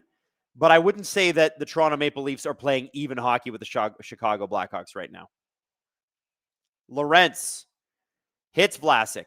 Lawton hits Vlasic. Vlasic kind of getting bullied there. He's a big boy, though. He'll be fine. Ekman Larson. Cross the ice to Nylander. It's in his skates. Dumps the puck in. Got some fresh legs. Leafs do not win the battle for the puck when it's dumped in. Nice. Leafs are not able to keep the puck in at the line. Boy, you can almost feel the frustration. Like, or maybe it's just me. Like, do you guys feel frustrated? Because I feel frustrated. Green Berater says, if Matthews is hurt, he shouldn't be killing penalties. He's not killing a lot of penalties anymore. Usually they throw him out there at the end of the power play, or sorry, at the end of the penalty kill, so that, and they didn't do it this time, but you put him and Nyes out there with like 20, 30 seconds left to go, so you can have some fresh legs on when the power play ultimately expires. Game Day Hockey says, this is unwatchable. Ian Ball says, you know what'll cure the tears of fans at the game? A few $14 plus tax beers, LOL. Oh, man. 6 questions. Lentz says, watching from near Gettysburg, Pennsylvania, where I am going through the process of becoming a licensed battlefield guide. Thank you for these streams. SDPN is great. Hey, I have been to the Gettysburg battlefield. My mom took me when I was 11 years old, or maybe even younger. Oh, you went there too, Hayden? That's great. Oh, that's cool. So Hayden went, I went, and yeah, I loved it. I would go back as an adult. I don't know if I could find anyone other than Hayden who would go with me, though. Like, I don't think my wife's down for a road trip to Gettysburg, but I would do it. I'd for sure do it. Modern Argonaut says, let producer Hayden know that Ogren has his first as a Canuck. What do you think, Hayden? Wylde fan Hayden? Oh. He's just throwing the... So there's Hayden's response. I think he's okay with it. Del Mastro, down low. Bertuzzi and Stetcher fighting for it. Stetcher comes up with the puck. Gets it to the blue line. Leafs are able to clear. McMahon and Tavares overskated slightly. Del Mastro is able to hold. And back into the Leaf zone it goes. I hate to say it, but the Blackhawks are playing smothering defense on this anemic Leafs offense. Holy moly. This is depressing. Denise Campbell, I have no words for this. They're too good for this. I think they are too good for this. Sorry, but I just refuse to believe. Domi to Wah across the blue line. Boy, they just can't get anything going. Maybe they call Jarmo Kekalainen, who loves a big trade, and they make a big trade. Jarmo loves a swing. Doc, did you guys see Jarmo's press conference today? Pagula said that Jarmo is going to have full autonomy to do what he wants, and the Sabres are going to be able to spend to the cap. I think the Sabres just got a heck of a lot more interesting. I'm not saying they're going to be great, because those Columbus teams Jarmo put together were never great. But he wouldn't commit to Lindy Ruff as the coach either. I think Torts is making a comeback. Brandon Pragum says, this is diabolical. Sedin Magic 15 says, evening Gripper Nation, what version of the Leaf showed up? Hey, Anybody out there want to show, tell Sedin Magic 15 what version of the Leafs showed up tonight? I'm not even going to tell you. I'm not even going to tell you. Chelsea says, doing my master's in sports psych, and I have thoughts. I would love to hear your thoughts. I would love to know your thoughts. What can be done? Robert Bet, they seem to play better with 4 players instead of 5. Maybe that's the key. Yeah. Maybe the Leafs should just be shorthanded all game. Mike says, no innovation in this organization. Quillen is clearly a 2C, but he wasn't penciled in there in July, so they leave him in the AHL. Remember Marchment, Adam. That's true. Different group. I don't know if Quillen is a 2C. Like, I don't know that Quillen is a C on this roster because they do have good center depth. I'd like to see his speed on the wing, though. It's not that he can't play center, but centers can play wing. I'd like to see his speed in the lineup. I liked him. Adam says, anyone on the trade block you want to see the Leafs go after? No. I don't want to see them give up anything for anyone. Not right now. Mikheyev with the shot, former Leaf, by the way. Mikheyev with the shot on Wall. Easy one.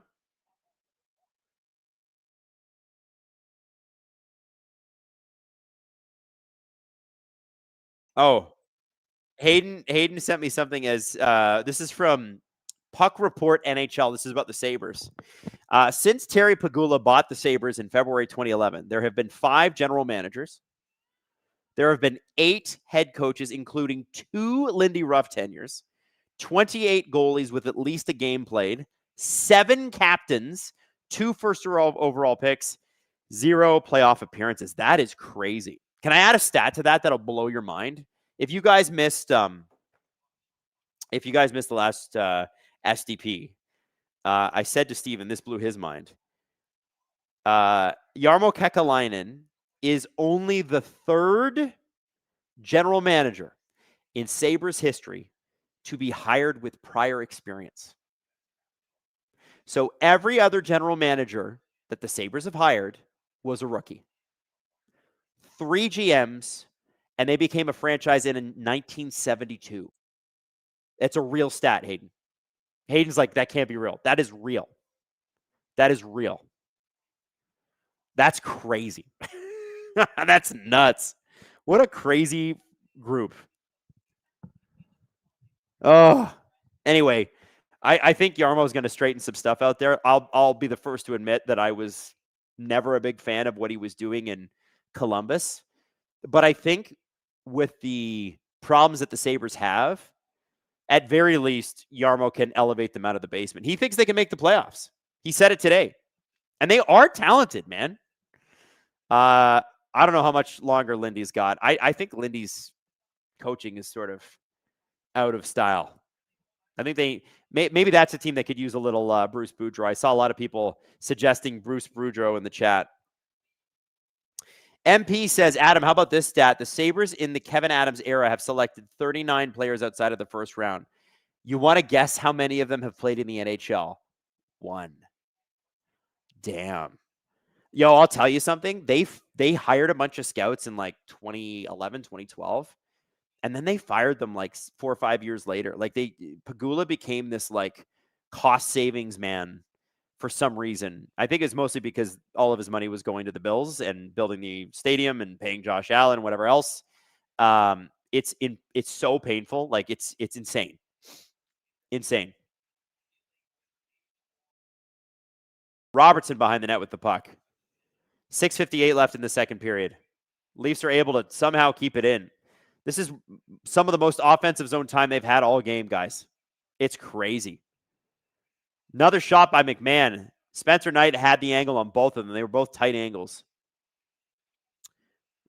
You know, this second line for the Leafs, McMahon, Tavares, and Robertson, they're working hard. I do think there's a skill issue on that line. I don't think they're good enough. Burakovsky, who's been skating like mad all night. You never have to guess if Andre Burakovsky is going to put in a good shift. He skates like mad. He at least tries. Not a perfect hockey player. Tries. Feet never stop.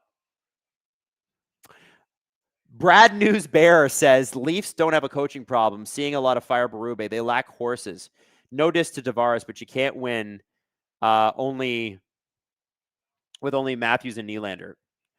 I think that they're better than. I disagree with that take. I understand it. I disagree with it. I do think they're better than this. You can't convince me that they're like a Stanley Cup favorite. No question. Like they're not one of the top 5, not one of the top 10. But they're better than this. And you can win more games. And they are scoring goals. They're 6th in the league in goals for per game. They can score. I think there's a huge coaching thing. Anyway. Man, it's nuts. James Newman says 10 minutes later, 3 shots. I hate this team now. It's so disappointing. They're just coasting around.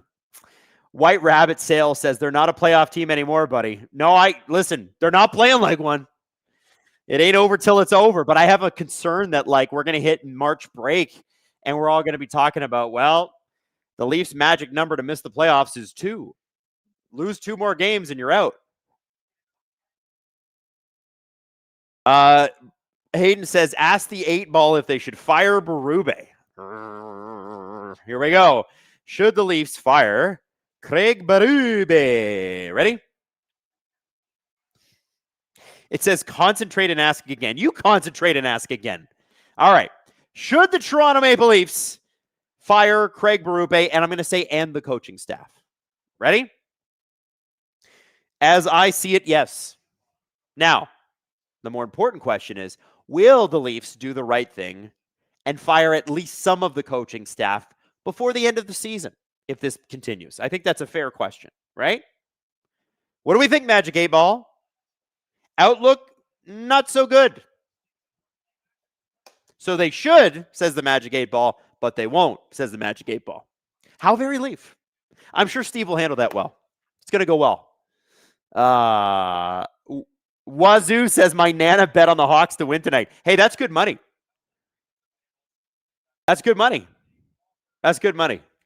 Adam, stop talking about Buffalo because our Leafs are much worse inside out. No, they're both pretty bad. Leafs are bad. Sabres are bad. Sabres just fired their general manager. I wouldn't say things are going well. Like, the Sabres have a worse record than the Leafs. I wouldn't say things are going well. Robar 56, is Berube the mustard or the cupcake? I don't know, man. You know what? I'll text Steve. That's a good question. Let me text Steve. Steve, chat wants to know, is Berube the mustard or the cupcake? Hayden says, I'd be pretty scared of calling Craig Berube a cupcake. Yeah, that's fair. That's fair. Great save by Joseph Wall there. At least Joseph Wall's playing well. Talon Sear says, I saw someone say that if the Leafs can't win with Bedard out, they won't be going to the playoffs this year. That someone had a good point. That someone had a really good point. I don't think it necessarily guarantees it, but let's be honest, it doesn't look great right now. Not great. Your coach is they're saying that your captain's not doing well. Your captain's saying it's falling on the leadership group. Berube saying about the leadership group last game that they need to take control, and they're not. Guys, you see what's happening, right? He's losing the room. He's losing the room. If he hasn't lost it already. The fact that I can pick up on that from a couple of quotes, that's losing the room.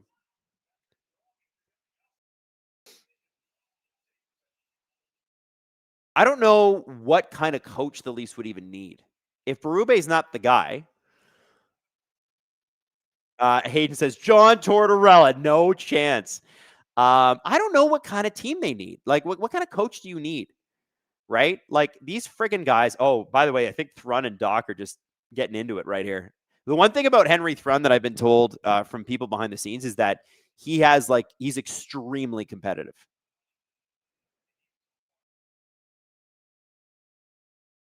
Domi John here too. With Tonantino. Jay Woodcroft. Yeah, you know, I think people are talking about Jay Woodcroft. Do you not find it concerning that Jay Woodcroft was fired by the Edmonton Oilers after a shitty start? The Oilers have gone to 2 Stanley Cup finals since, and nobody has hired Jay Woodcroft.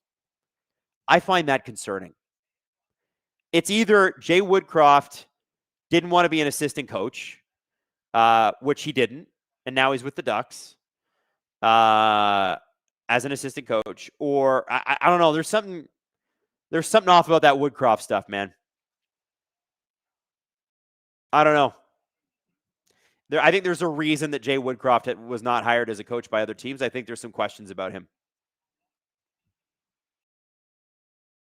Oh, Steve Dangle Glynn is phoning me. Hey, are you enjoying this game as much as I am?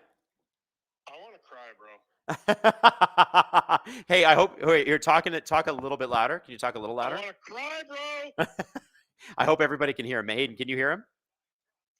I want to cry. Why do you want to cry, Steve? This is humiliating. Like, you can't. So the trade deadline for the holiday is Friday.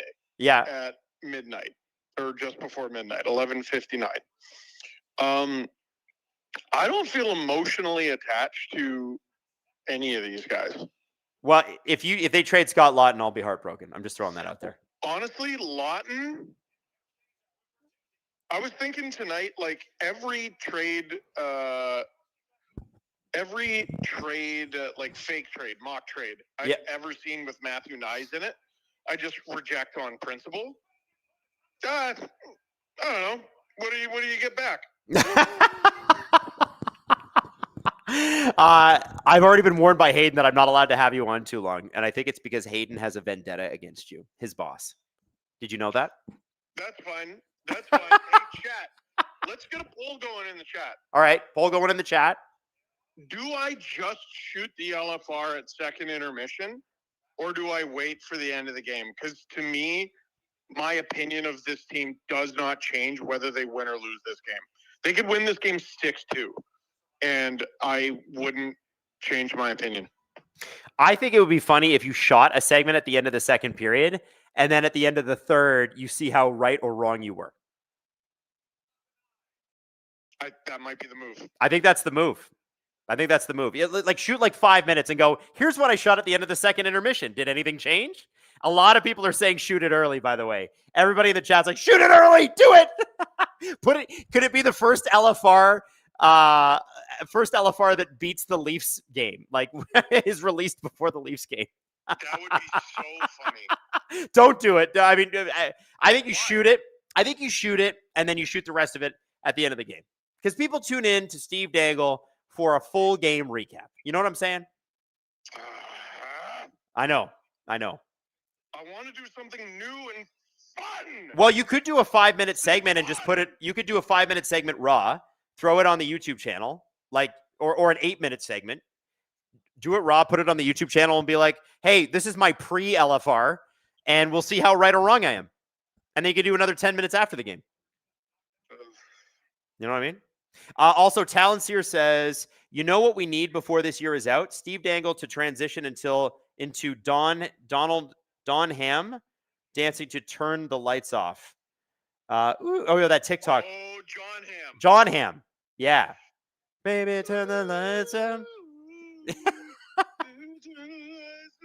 You could shoot a one-taker in the intermission and just throw it up and be like, straight up, I don't know how this game's going to end, but I do know how I feel. Anyway, good luck. Thanks. Yeah, good luck. You But- have to watch this garbage. Well, okay. By the way, the chat was asking, is Berube the mustard or the cupcake? Berube is the third guy in an increasing line of men who cannot motivate professional hockey players in this town to play hockey. Painful. It looks like the Leafs are finally going to get a power play going their way. Not that it matters, because they're not going to do anything with it. They'll just give up a shorthanded goal. Oh man, you got any more bad news? All right, Steve. Maybe we'll check in with you at towards the end of the third period. See how you're feeling. I think I'd rather fall down the stairs than watch this power play. Hey, Dextra says Stu Skinner's got a 786 versus the Oilers tonight. Can he play D? Nope, I don't think he can. All right, Steve, we love you. You enjoy. No, I'll try. Oh, I bet. Bye. I don't know why Hayden and Justin hate it when we do that, but I love it. I absolutely love it. Let's see how the Leafs do with this power play. Hayden would prefer Steve just hop right on. I guess we could just, Hayden, we could do that. We could do that. If we planned it, or we couldn't just do it. We couldn't just invite him for the last minute or two. Some editing, okay. The Legacy says, press F to pay respects for Steve. SLS says, Adam, at least we have the 10-7 Steelers ahead of us. We need the Jays back. Yeah, listen, the Steelers are 8-6 right now. It is feeling like a 10-7 and a wild card loss sort of situation. 46 seconds to go. I don't even know if I've done any play calling this period. Tavares just had a good shot, but Spencer Knight's good at net. So Riley, Nylander, Dickinson's all over him. Nice. Out front. Nylander. Shot blocked. Matthews has not been passed to one bit on this power play. Guys, what the F are we doing? Oh. A lot of Fs in the chat to pay their respects to Steve Dangle. Oh, my gosh. Oh, my gosh. 10 seconds to go. Matthews to Riley. Spinorama. Blocked. 3 seconds, 2 seconds, 1 second. Matthews did not have a shot on that power play. Austin Matthews. You see the problem?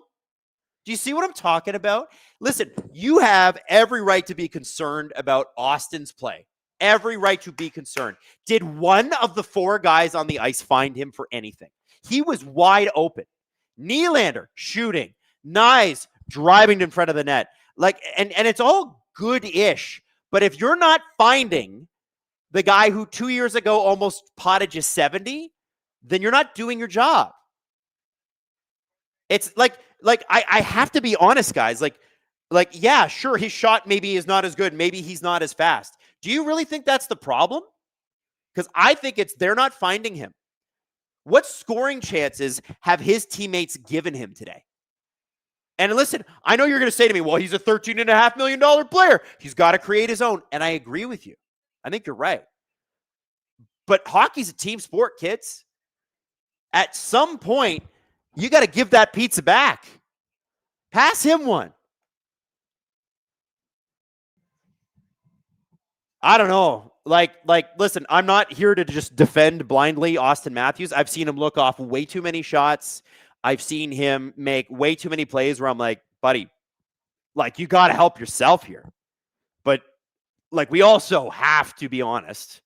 We can't be, people are going to be dishonest about this tomorrow. They are. You watch. Radio, podcast, whatever. They're all going to be like, Austin's a problem. He's shit. He's bad. They're screwed. And maybe he is. Maybe his play's taken a step back. Maybe he's only a very good center in the NHL, not a great one. Maybe. I find that hard to believe. Can somebody please find him open? And you know what? I'll admit it. Would be nice to have Mitch Marner to do that.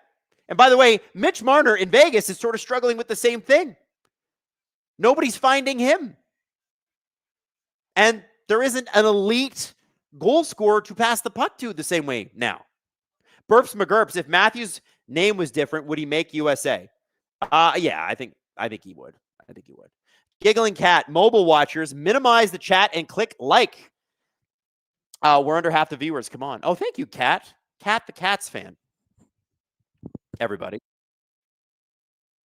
Hayden says, is Matthews still the captain of Team USA? I don't think he is.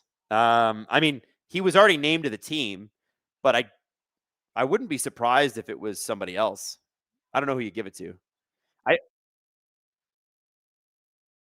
Yeah, Hayden says, do you strip him of it literally 4 months after Four Nations? I mean, I don't know.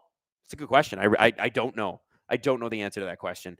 I don't know what Team USA needs from a captain. I'll tell you, whoever the captain is, it doesn't matter. Matthew Tkachuk is the beating heart of Team USA. He is the personality. He is the swagger. He is the guy that everybody's looking at.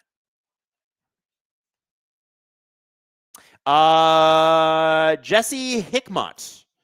Maybe trade Riley and get a different voice in the room. Here's the problem. Leafs wanted to. They wanted to.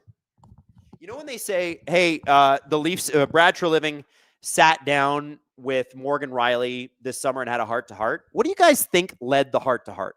What do you think created the heart-to-heart? Do you think it was, hey, Mo, we just want to sit down with you and chat? Or was it, hey, okay, we've asked you to waive your no trade, and since you won't, these are the expectations for this season? And by the way, I don't blame Mo for not waiving it. In his personal life, like him and his wife had just given birth to a child, right? So brand new kid, and they just built a house. Yeah, I could see why they don't want to go. I get it. I get it completely. So why do you think the Leafs had the heart-to-heart with him? His play wasn't good enough, and he wouldn't waive his no trade. They asked, guys. They've asked. SLS 98, can we get some grippers to make us feel better? You guys know the rule. 10 or 1,000 likes. 1,000 likes, and maybe the grippers make an appearance. Maybe. Yeah.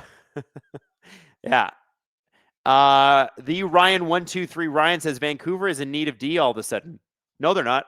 Zeev Bouillon is pretty damn good. And Philip Roenick is pretty damn good. I guess you could use Riley in that, but you already have Zeev Bouillon and you have Philip Roenick. I don't think Vancouver needs an offensive defenseman. I don't think. Actually, yeah, you know what? Hayden's saying we got a clip here. And it is it's CJ and Julian talking about it's CJ with us on the SDP talking about the Quinn Hughes trade. So why don't we go to that? And then I'll see you at the beginning of the third period. We're gonna see what kind of Toronto Maple Leafs show up tonight. We're gonna see what happens. I don't know, guys. This seems like I'm gonna tell you something. This Joe Bowen game, this is pivotal. This is a game we're gonna remember. No Bedard, honoring Joe Bowen. They're laying an egg. They're laying an egg. Anyway, watch the clip. We'll be back at the beginning of the third. Wanted to know specifically what was the straw that broke the camel's back here. Why did Quinn Hughes say to the Canucks, apparently over American Thanksgiving, yeah, I'm not going to sign here in 18 months?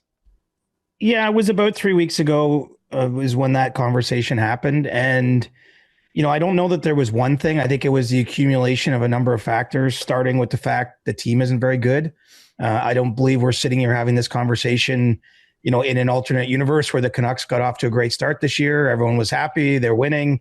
It probably creates a different circumstance around Quinn Hughes to maybe think differently upon that. The media in Vancouver, I know, was something that started to weigh on him, obviously, very demanding market. He's the captain of the team.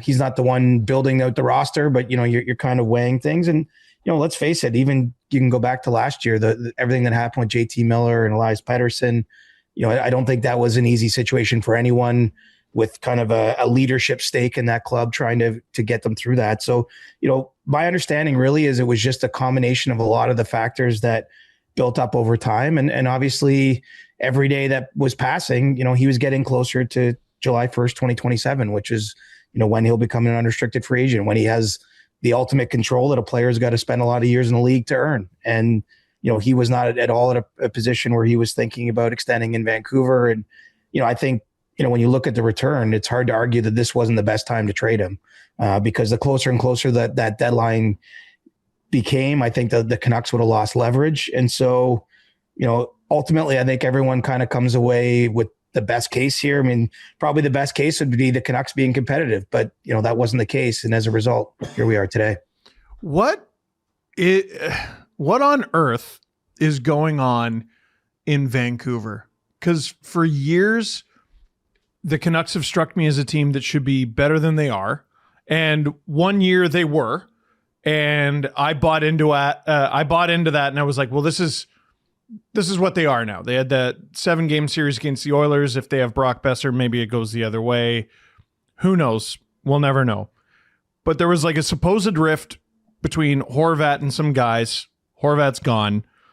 There's a supposed rift between JT Miller and practically everyone. He's gone. Rick Tocchet said, I don't want to be a coach here anymore, leaves.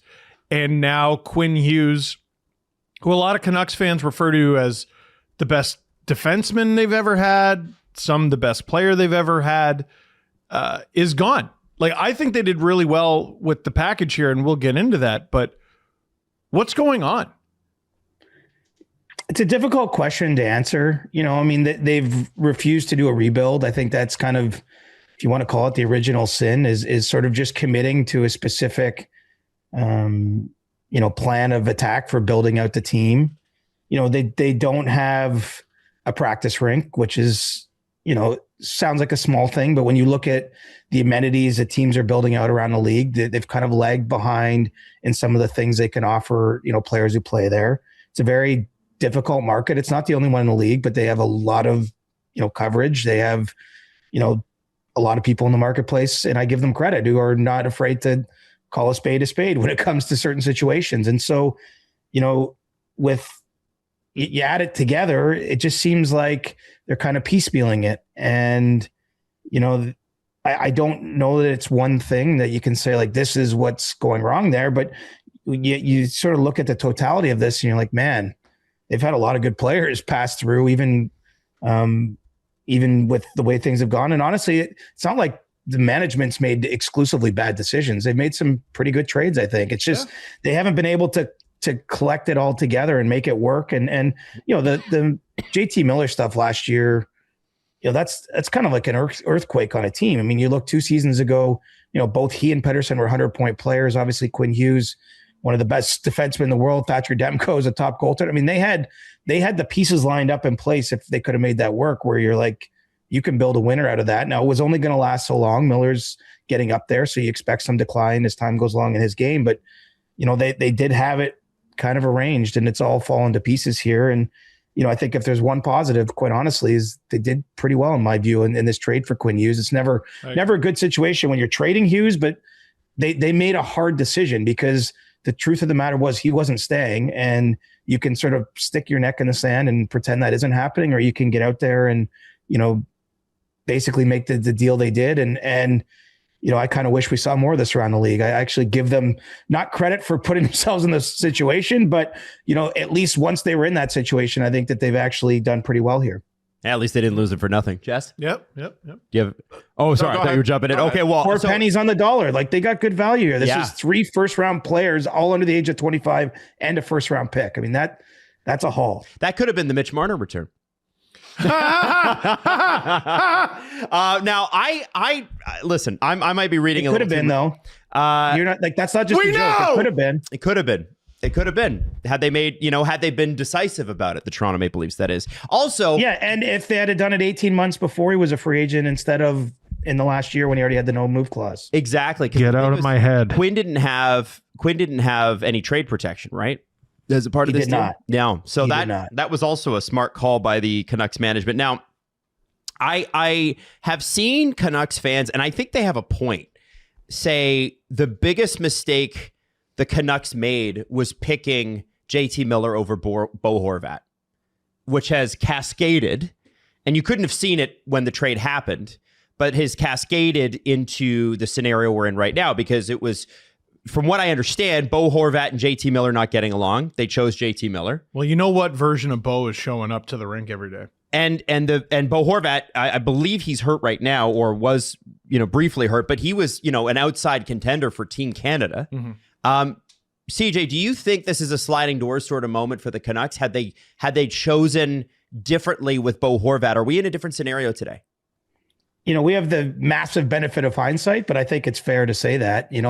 I don't remember if I thought that at the time, quite honestly, but looking back, you can definitely say it. And, just as a small point of correction, I think Bo Horvat's on the inside for Team Canada right now. I mean, we'll see where he's at health-wise, but I think he's very much in the mix to make the team. Obviously probably he's a 13th or 14th forward, but that's how good his season has been, is that he's right there. The Islanders have been a better team, I think, than a lot of us expected. You know, some of that's on Matthew Schaefer being generationally good to start his career, but it's also players like Horvat, you know, taking a step forward. So, you know, there is probably that alternate universe where that could have changed some things. I mean, no one was saying that when I can't remember that year what Miller had, but he had over 100 points. I remember, like, no one was probably saying that right in the immediate aftermath of the trade when that happened. But, you know, over time that looks to be, you know, a fission point.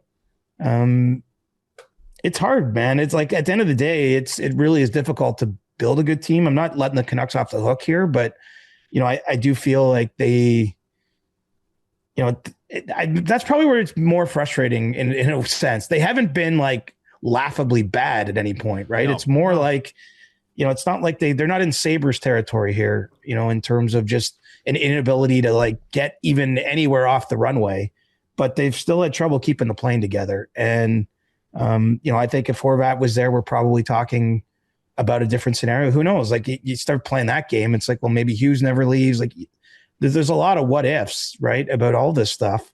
They let Chris Tanev walk years ago. I know Tanev was a player that Quinn Hughes was very fond of. You know, can see why, by the way. Yeah, but you can also see that. I mean, the problem is he went for 4 years to Calgary, you know, with the tail end of it being in Dallas, and he held up tremendously under that contract that the Canucks were wary to give him. But now, you know, look where he is in Toronto. He had a great year last year, so that'd be the 5th year since leaving Vancouver. But now he's unfortunately been hurt most of the season. I think that durability was always just a concern, frankly, because of the way he throws his body in front of pucks and puts his body on the line so consistently. So, you know, I do think it's a series of things that lead to today. It's almost like death by a thousand cuts that lead to the point where you're trading Quinn Hughes at age 26.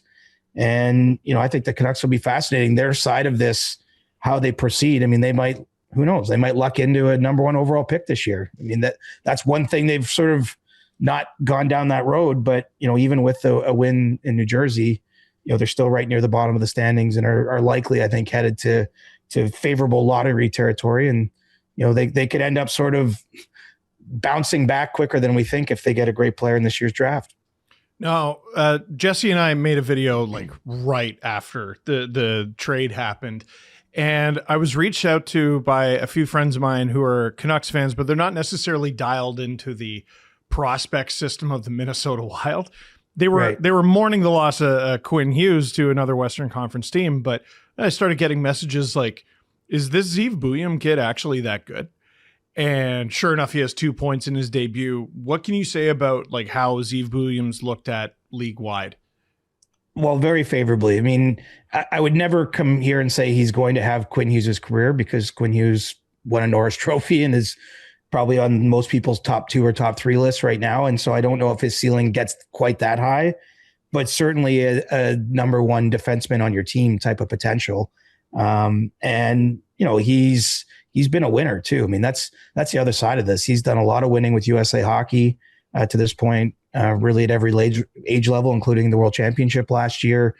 And, you know, I think there's still development and it's going to take a little bit of time because he's so recently drafted. But, you know, that's the win here. If you're Vancouver, is getting a prospect with that kind of potential that he could become potentially somewhere near what Quinn Hughes was. Plus you get the center that they've badly needed. I mean, discussions with the Wild on Marco Rossi go way back, you know, several months ago. The Canucks were originally trying to get him. You know, Liam Ogren, I think, is a little bit more of a modest prospect, but, you know, an NHL player who's still very young. And then you get the first round pick. I mean, I think getting that kind of return, like each of those pieces is meaningful, right? Like there's no fodder just thrown in there to make it look like, hey, we got a bunch of magic beans here. Like, you know, Marco Rossi had 60 points last year. I know he's maybe a little smaller than some people like in terms of, you know, being a frontline center in the league. But if you get to a point perhaps where he's your number 2, and look, he might be there when Elias Pettersson's healthy for the Canucks.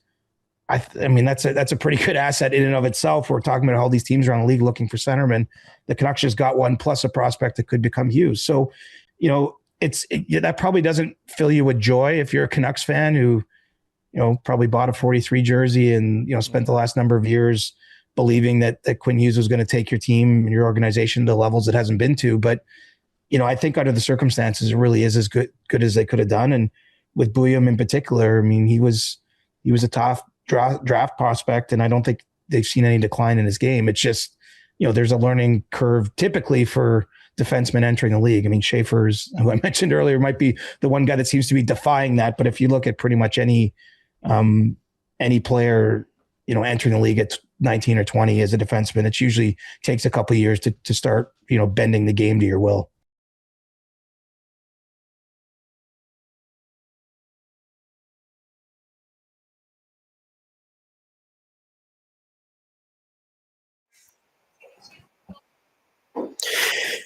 I don't know how a coach survives this. I don't know how a coach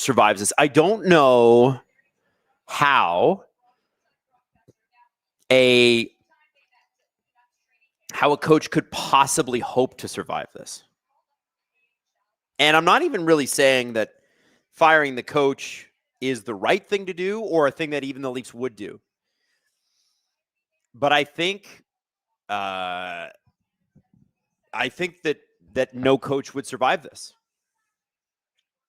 I mean, if you guys want to see what I'm talking about, go to Tic Tac Tomar on Twitter and look up his account and look at the midway through the first period where Craig Berube is screaming at the Leafs. Like, they're starting this period on the power play.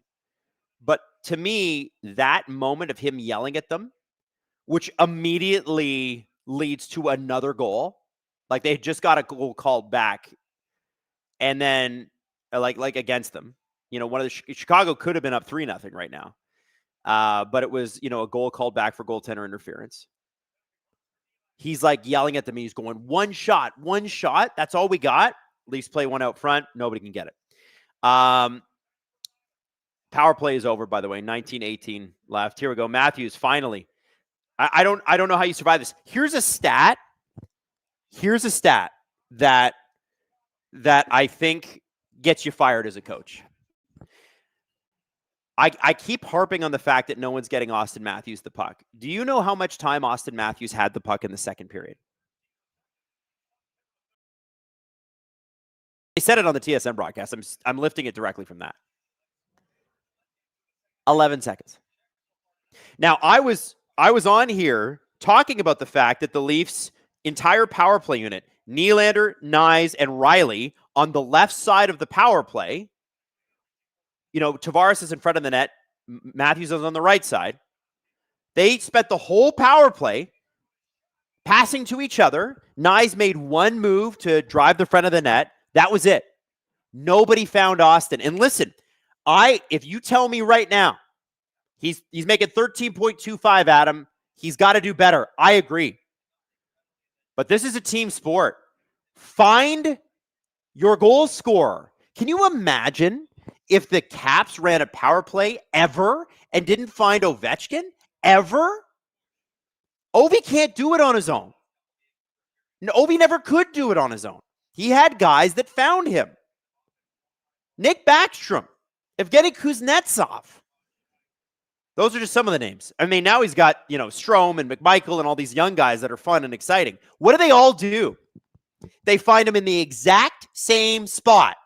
For 20 years, Ovechkin's been scoring from the exact same spot, just above the hash marks on the red line on the circle. And the Leafs are like, you know what? You scored 70 goals a couple years ago. Let's not pass to you. Go ahead and find it on your own. He doesn't get past 2 5-on-5 because I don't think that's a part of Nyes' game. The reason Nylander's with him tonight is they need Nylander to dish. It wasn't working with Domi. They weren't getting the results they wanted. I don't know how a coach survives that. I don't know how Savard survives that. He's running the power play.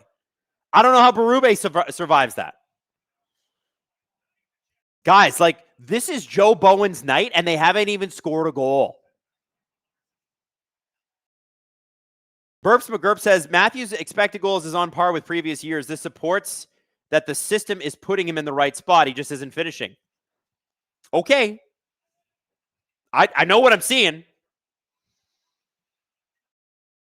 I mean, listen, here's a fun one.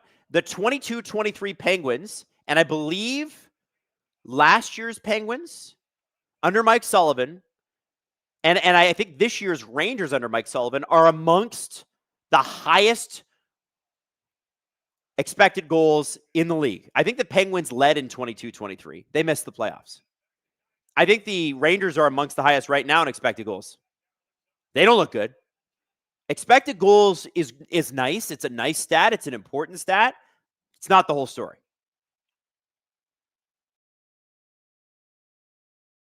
So to give you an idea, Hayden just hit me up. The Blackhawks have a lower expected goals. Oh my God, Bertuzzi almost scored there. The Blackhawks have a lower expected goals than the Leafs do in this game. Would you believe that? Do you believe the words that are coming out of my mouth? No, you don't. No, you in the game. Give me some more numbers, Hayden.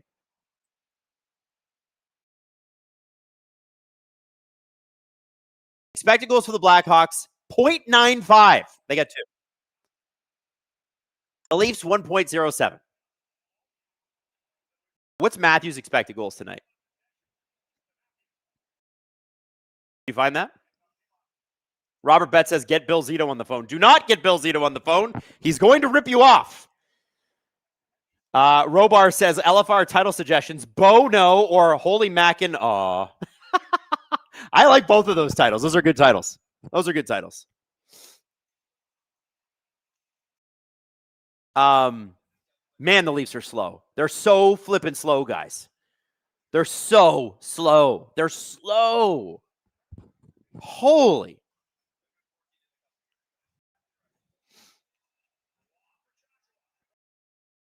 Somebody said get Barry Trotz on the phone. I think they should.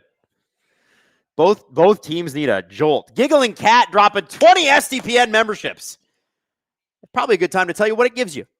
Hey, if you just got a membership from Giggling Cat, please thank Giggling Cat, because Giggling Cat has given you access to, for the next 30 days, the entire inventory of SDP VIP, which is awesome, by the way. We talk about non-hockey stuff, and actually have one of our most viral clips ever is a non-hockey clip. It was about a Samsung refrigerator that shows ads.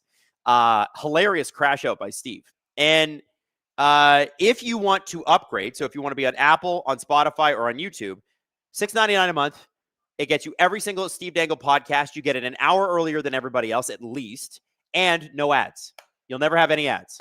So if you would like SDP VIP ad-free, check it out now. Also supports us. And Rocket Man says VIP is elite. Well, I'm so glad. I'm so glad. I'm glad you like it. We have a blast with the VIP episodes. It's fun. 23 Plaster, what's the point in giving it to Matthews if he won't shoot it? He's cooked. Nylander is cooked. Trade it all. Hey, man, Nylander was good earlier this year. I think what's Matthews' expected goals tonight, Hayden?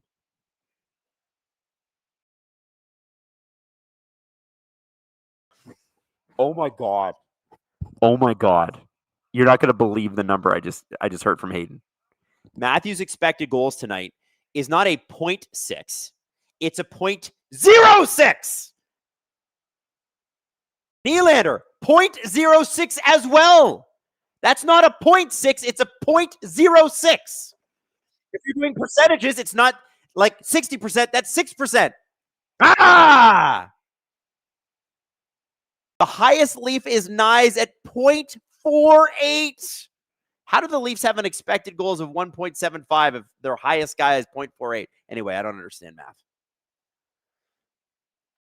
Justin Fisher says, do you have a fave VIP episode? Does the chat have a fave VIP episode? I don't know if I've got a favorite VIP episode. I really enjoy them, but I sometimes can't remember what we talked about because that's just sort of the way my brain works. Is like once we've talked about it, it's like in one ear out the other. That will surprise nobody that listens to the show. Michael says, how about them being slow on the coach? How is them being slow on the coach? Systems, Michael. Their system is slow. Very simple. Very, very simple. The legacy. Q for Alan Walsh. Players with a no-move clause. Can a team lock out a player from all facilities and force them to accept a trade? Oh, well, I don't think that's possible, but it's a good question. Why don't you send that to? What? There's an email for that. Hang on, let me ask Jesse. There is an email for that. Jesse, hey man, What is our AP email for listener questions? I'm going to tell you what email to send it to because we're doing an all questions episode with Alan later this week. It's going to be our 100th episode. Can you believe that? Alan and I have done 100 episodes already.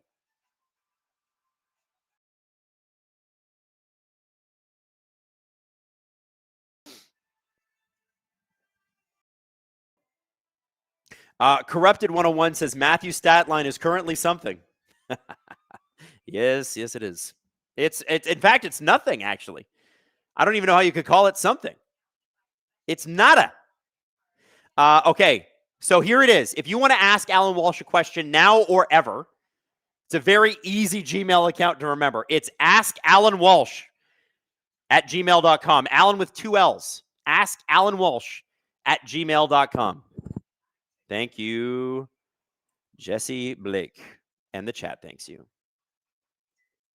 And I highly suggest you send those questions in because that was a really good question. Watch Medicine 7747 says, will Skinner as a will miss Skinner as a Panther fan? He was our MVP in the Stanley Cup Finals. Yeah, man, and he's having a rough night against the Oilers. Hey, listen, if any team knows Skinner well, it's going to be the Oilers, right? Anyway. Thank God we're in commercial break because this is depressing. Ian Ball says, I don't know what's weirder, Stranger Things or me watching this game. Michael says, Adam, if the Leafs fired Tree with already the mess up in Calgary and now Toronto, do you think he'll be a GM again? If they fired him now, I think he would definitely join like a management group. I don't know that he'd be the exact GM. Remember that Calgary, he left Calgary because he wasn't able to do what he wanted to do.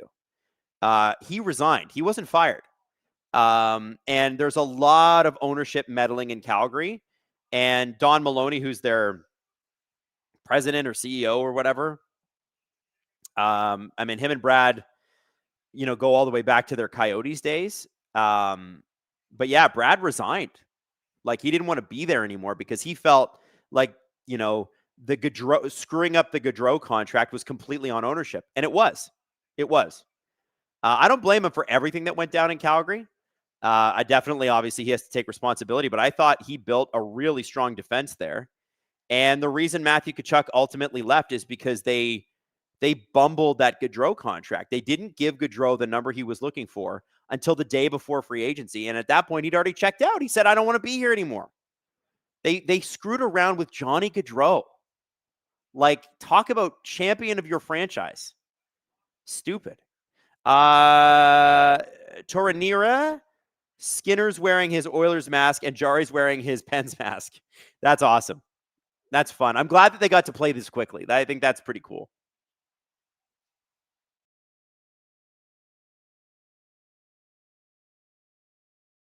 Hayden says they should have just swapped masks. Maybe one of them's got a pumpkin head like me. Maybe they couldn't swap masks because, like me, you can't find a helmet that fits your head properly. McMahon is going to shoot. He misses the net. Joshua holds it in. Down to McCabe. Leafs can't get anything going on the offensive side of the puck here. Nothing. Listen, the Blackhawks are ascendant. They're getting better. But how are they smothering the Leafs offense? Burakovsky almost had a great play there to Bertuzzi, but it was just interrupted, I think, by Morgan Riley. Burakovsky in the corner again. He's having a good night. I hate it. Oliver Ekman-Larsson corrals that puck after Burakovsky shoots it from a weird angle. I think he was just trying to create a rebound there. Burakovsky. Puck stripped. Benoit gets it up to Joshua. Joshua is able to finally get it out. The Leafs are going to dump this puck in. Nick Waugh's going to dump this puck in, and then they're going to have to change. Ekman-Larsson to Waugh. Waugh can't shoot. Waugh needs to change. Oh, boy. You can hear the crowd, too. The crowd's getting on them big time. Crowd's getting on them big time. Yeah. Yeah. Yeah, this is rough. This is rough. Wow. Yeah, the booing has started. It is booing. You can hear it. That's rough.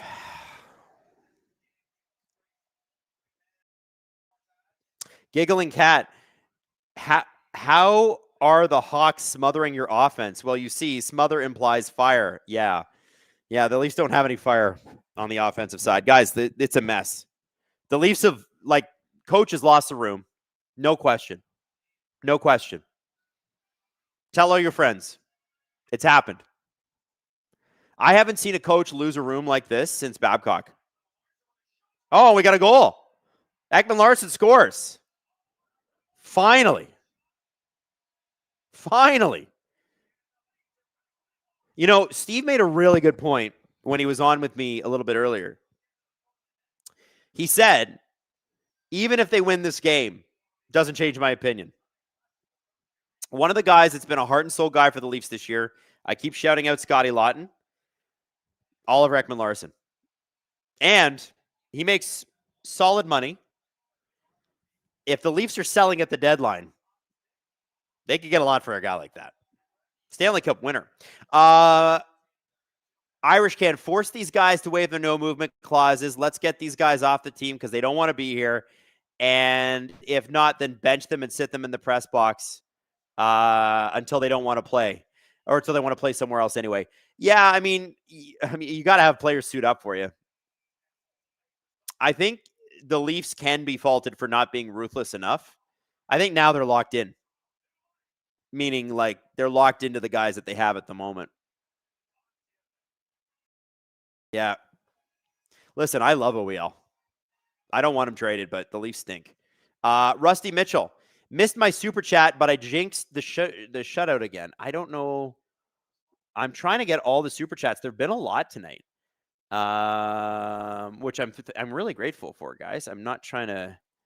It's not even so. I've got a thing here where it says viewer activity, and it's not showing any of the super chats. So Rusty, oh, there it is.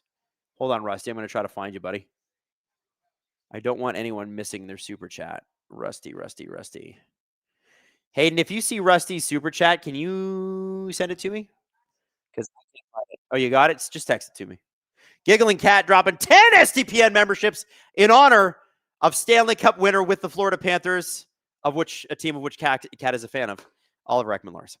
And remember, Cat has just given you access to VIP, but if you want to upgrade and become a monthly subscriber, you can hook yourself up with ad-free episodes and VIP. That means you're getting 4 Steve Dangle podcasts every single week. And even in the summertime, when the show goes dark, we still do VIP. You will get a Steve Dangle podcast 52 a year. So Hayden just sent me this super chat. What do we got? Jinx again. Knight. Oh, you did. You know what, Rusty? You did jinx Spencer Knight. If anybody's a Blackhawks fan and you're upset that Spencer Knight just lost out on his shutout, it's Rusty Mitchell's fault. He said, jinx again, Knight tying career best third shutout. You know, sorry, Rusty. Looks like you did this. It's your fault. You're going to have to go to work tomorrow and think about that. You know? That's great. You know, it's a bad time to tell you that I benched Oliver Ekman-Larsson on my fantasy team in place of Rasmus Andersson. I should probably, I wish that I could go back and change it, but I can't change it till next Monday because the league is not a rotisserie league. It's a league you get to change once a week. Oh well, what are you going to do? 23 Plaster couldn't even get up for Joe Bowen. What a joke. Well, Oliver Ekman-Larsson could.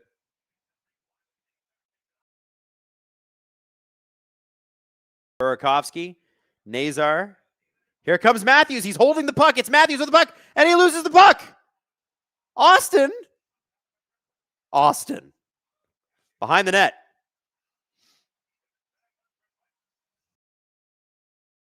Stetcher with a shot. Leafs playing with a little bit of juice here. Where was this all game? Oh, nobody to get it there. First line is exhausted. They better change here. I would fault the first line for staying out too long, too many times. By the way, if Kat just hooked you up with a SDPN membership, make sure you say thank you to Giggling Cat. Not the real Pavel Bure says it only took the Leafs 50 minutes. LOL, classic Leafs. Yeah, 50 minutes and booze. Crowd's still sort of giving them jeers.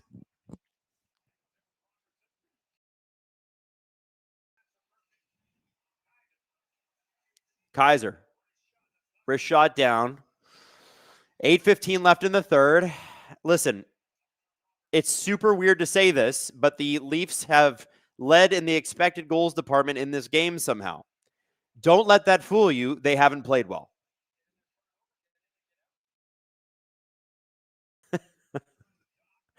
Bonkers. Advanced stats are weird. They're useful. You need them. That's weird. Justin Fisher just dropped this into the chat. Let's try this again. Does Toronto tie this game up? You know what? I'm going to be a positive Polly, and I'm going to say, yes, they do.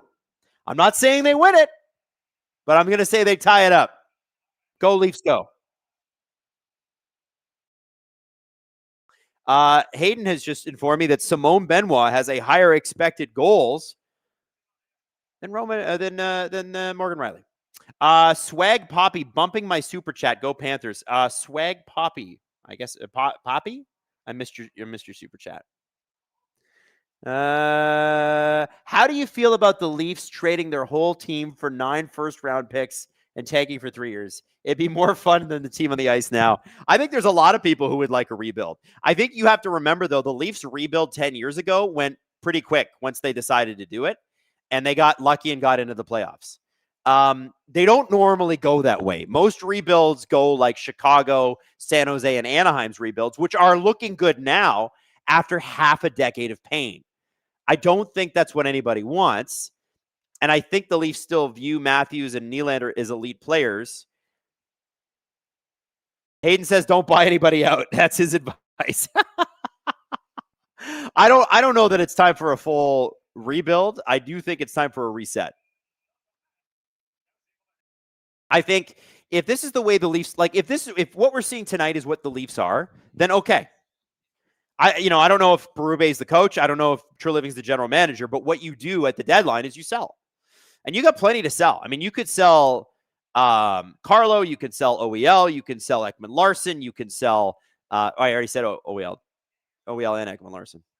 Same guy. You could sell Joshua, you could sell Domi. There's a bunch of guys that you could move on from here. I hope they keep Scott Laughton. I think he's actually a legit great Leaf and probably wants to be here.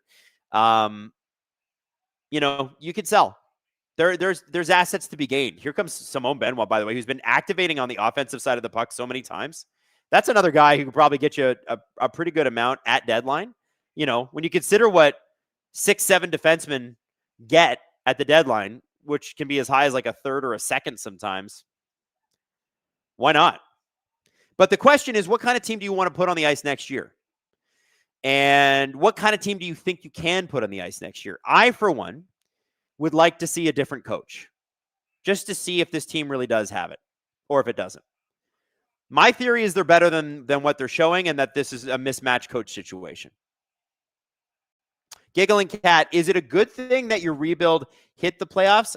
I think it kind of made it impossible to trash things that should have been gone a while ago. I think the Leafs making the playoffs when they did was great because remember they already had Marner and Nylander from 2 previous drafts, so they were loading up.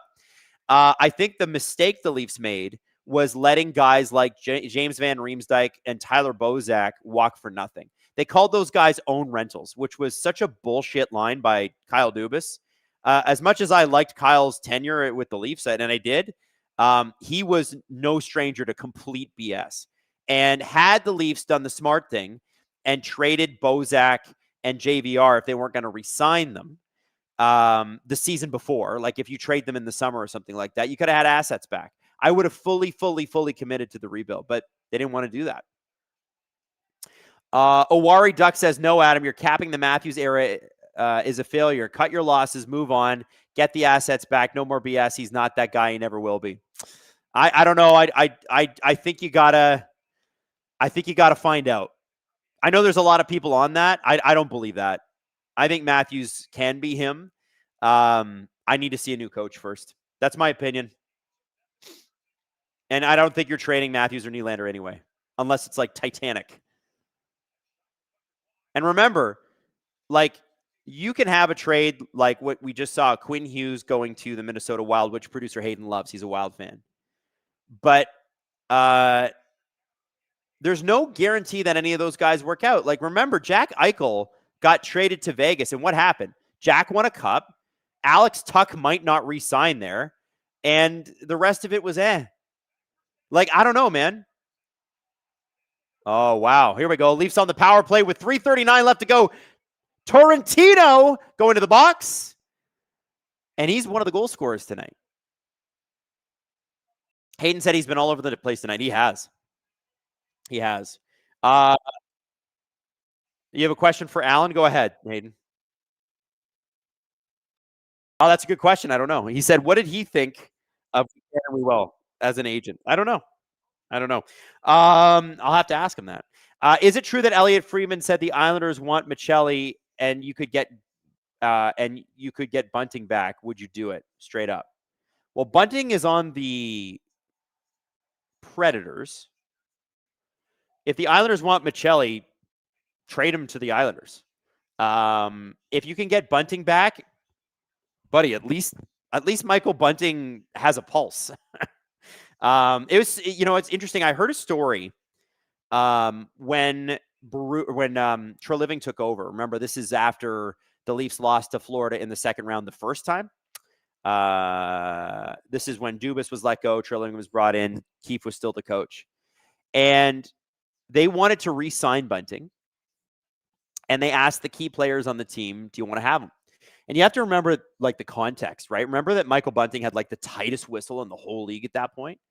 And the rumor that I heard, I'm just going to be out with this. I'm being as honest with you as I can tonight. This is shit I normally just don't talk about. But the rumor that I heard was that the top players on the Leafs said, no, he's a distraction. Don't want him.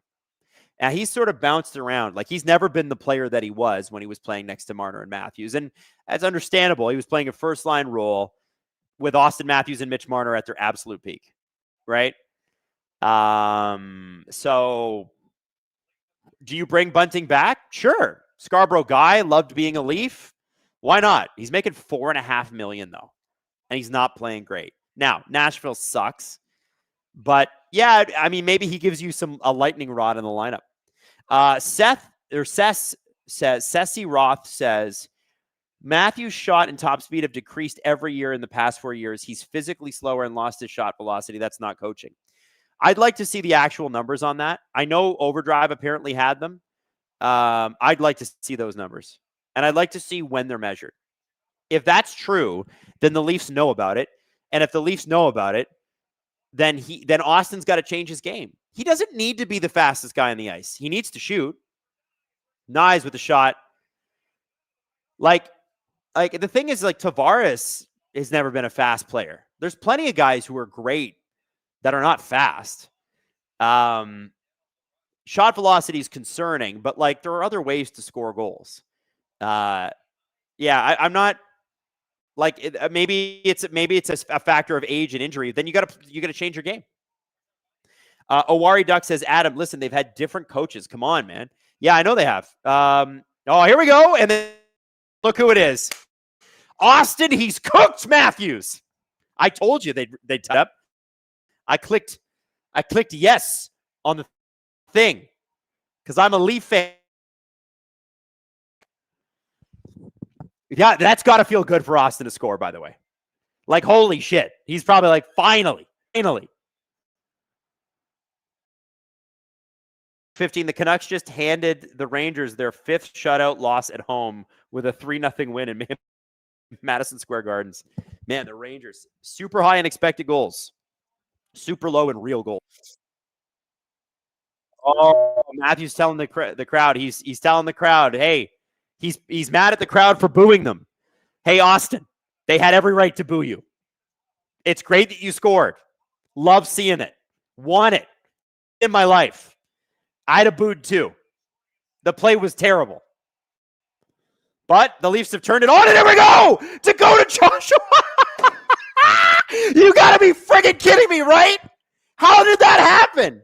Right off the face-off, less than 10 seconds, probably less than 5 seconds after Austin Matthews scores, the Leafs just throw one on the net. Chicago gets really weird about, so kind of throws this down the ice. It hits the goalie, and Joshua beats his defenseman to it. This is nuts, man. See, this is what I'm talking about. Hayden just said, I hate these guys. This is what I am talking about. I'm trying to tell you, this team is better than what they play like. I keep telling you. I keep saying it. And the Leafs are up 3-2 with 3 minutes to go. Hayden is angry. Hayden just asked me, he's like, how am I angrier now? By the way, Giggling Cat just dropped 20 more SDPN memberships. Thank you, Cat. Thank you, Cat. You rock. Thank you, Cat. You rock. By the way, if you got a VIP membership gifted to you by a Giggling Cat, you make sure you thank her in the chat. Only the Leafs could do this. Only the Leafs could do this, guys. Only them. Only these guys. This is crazy. And you know what's funny is this team has the talent. I've had plenty of people in the chat, and rightfully so, go, guys, this team isn't that good. No, they are. The systems suck. Something's not working. And yet somehow they can just turn it on. And remember, this is the Blackhawks without Bedard. They should be winning this game. This is what the outcome should be. I still don't think Berube has the room. I still don't think they played well tonight. They might get the win. They might not. They're not really good at holding leads lately. We'll see. 2:15 left. Emo Jalapeno just drops the super chat. Crazy. Crazy. Crazy. By the way, sorry to any Hawks fans. You're not having a good time right now. That was crazy. That Joshua goal was like nuts. You got to know. You saw his face too. He was like, whoa. Man, he was pumped. He was pumped. He was pumped. Man, good. At least Joe Bowen is, fingers crossed, he's 90 seconds away from a win tonight. Rennie says, what is this team? Rennie, your guess is as good as mine. Celtic Warrior. Are we the new Oilers? Man, I wish. Jet Legends, I just want to take a moment to check on my fellow Australians. I hope you guys are doing great. Please reach out if you need. I love that. Thank you, Jet Legends. Absolutely. All right. 1:11 left in the third.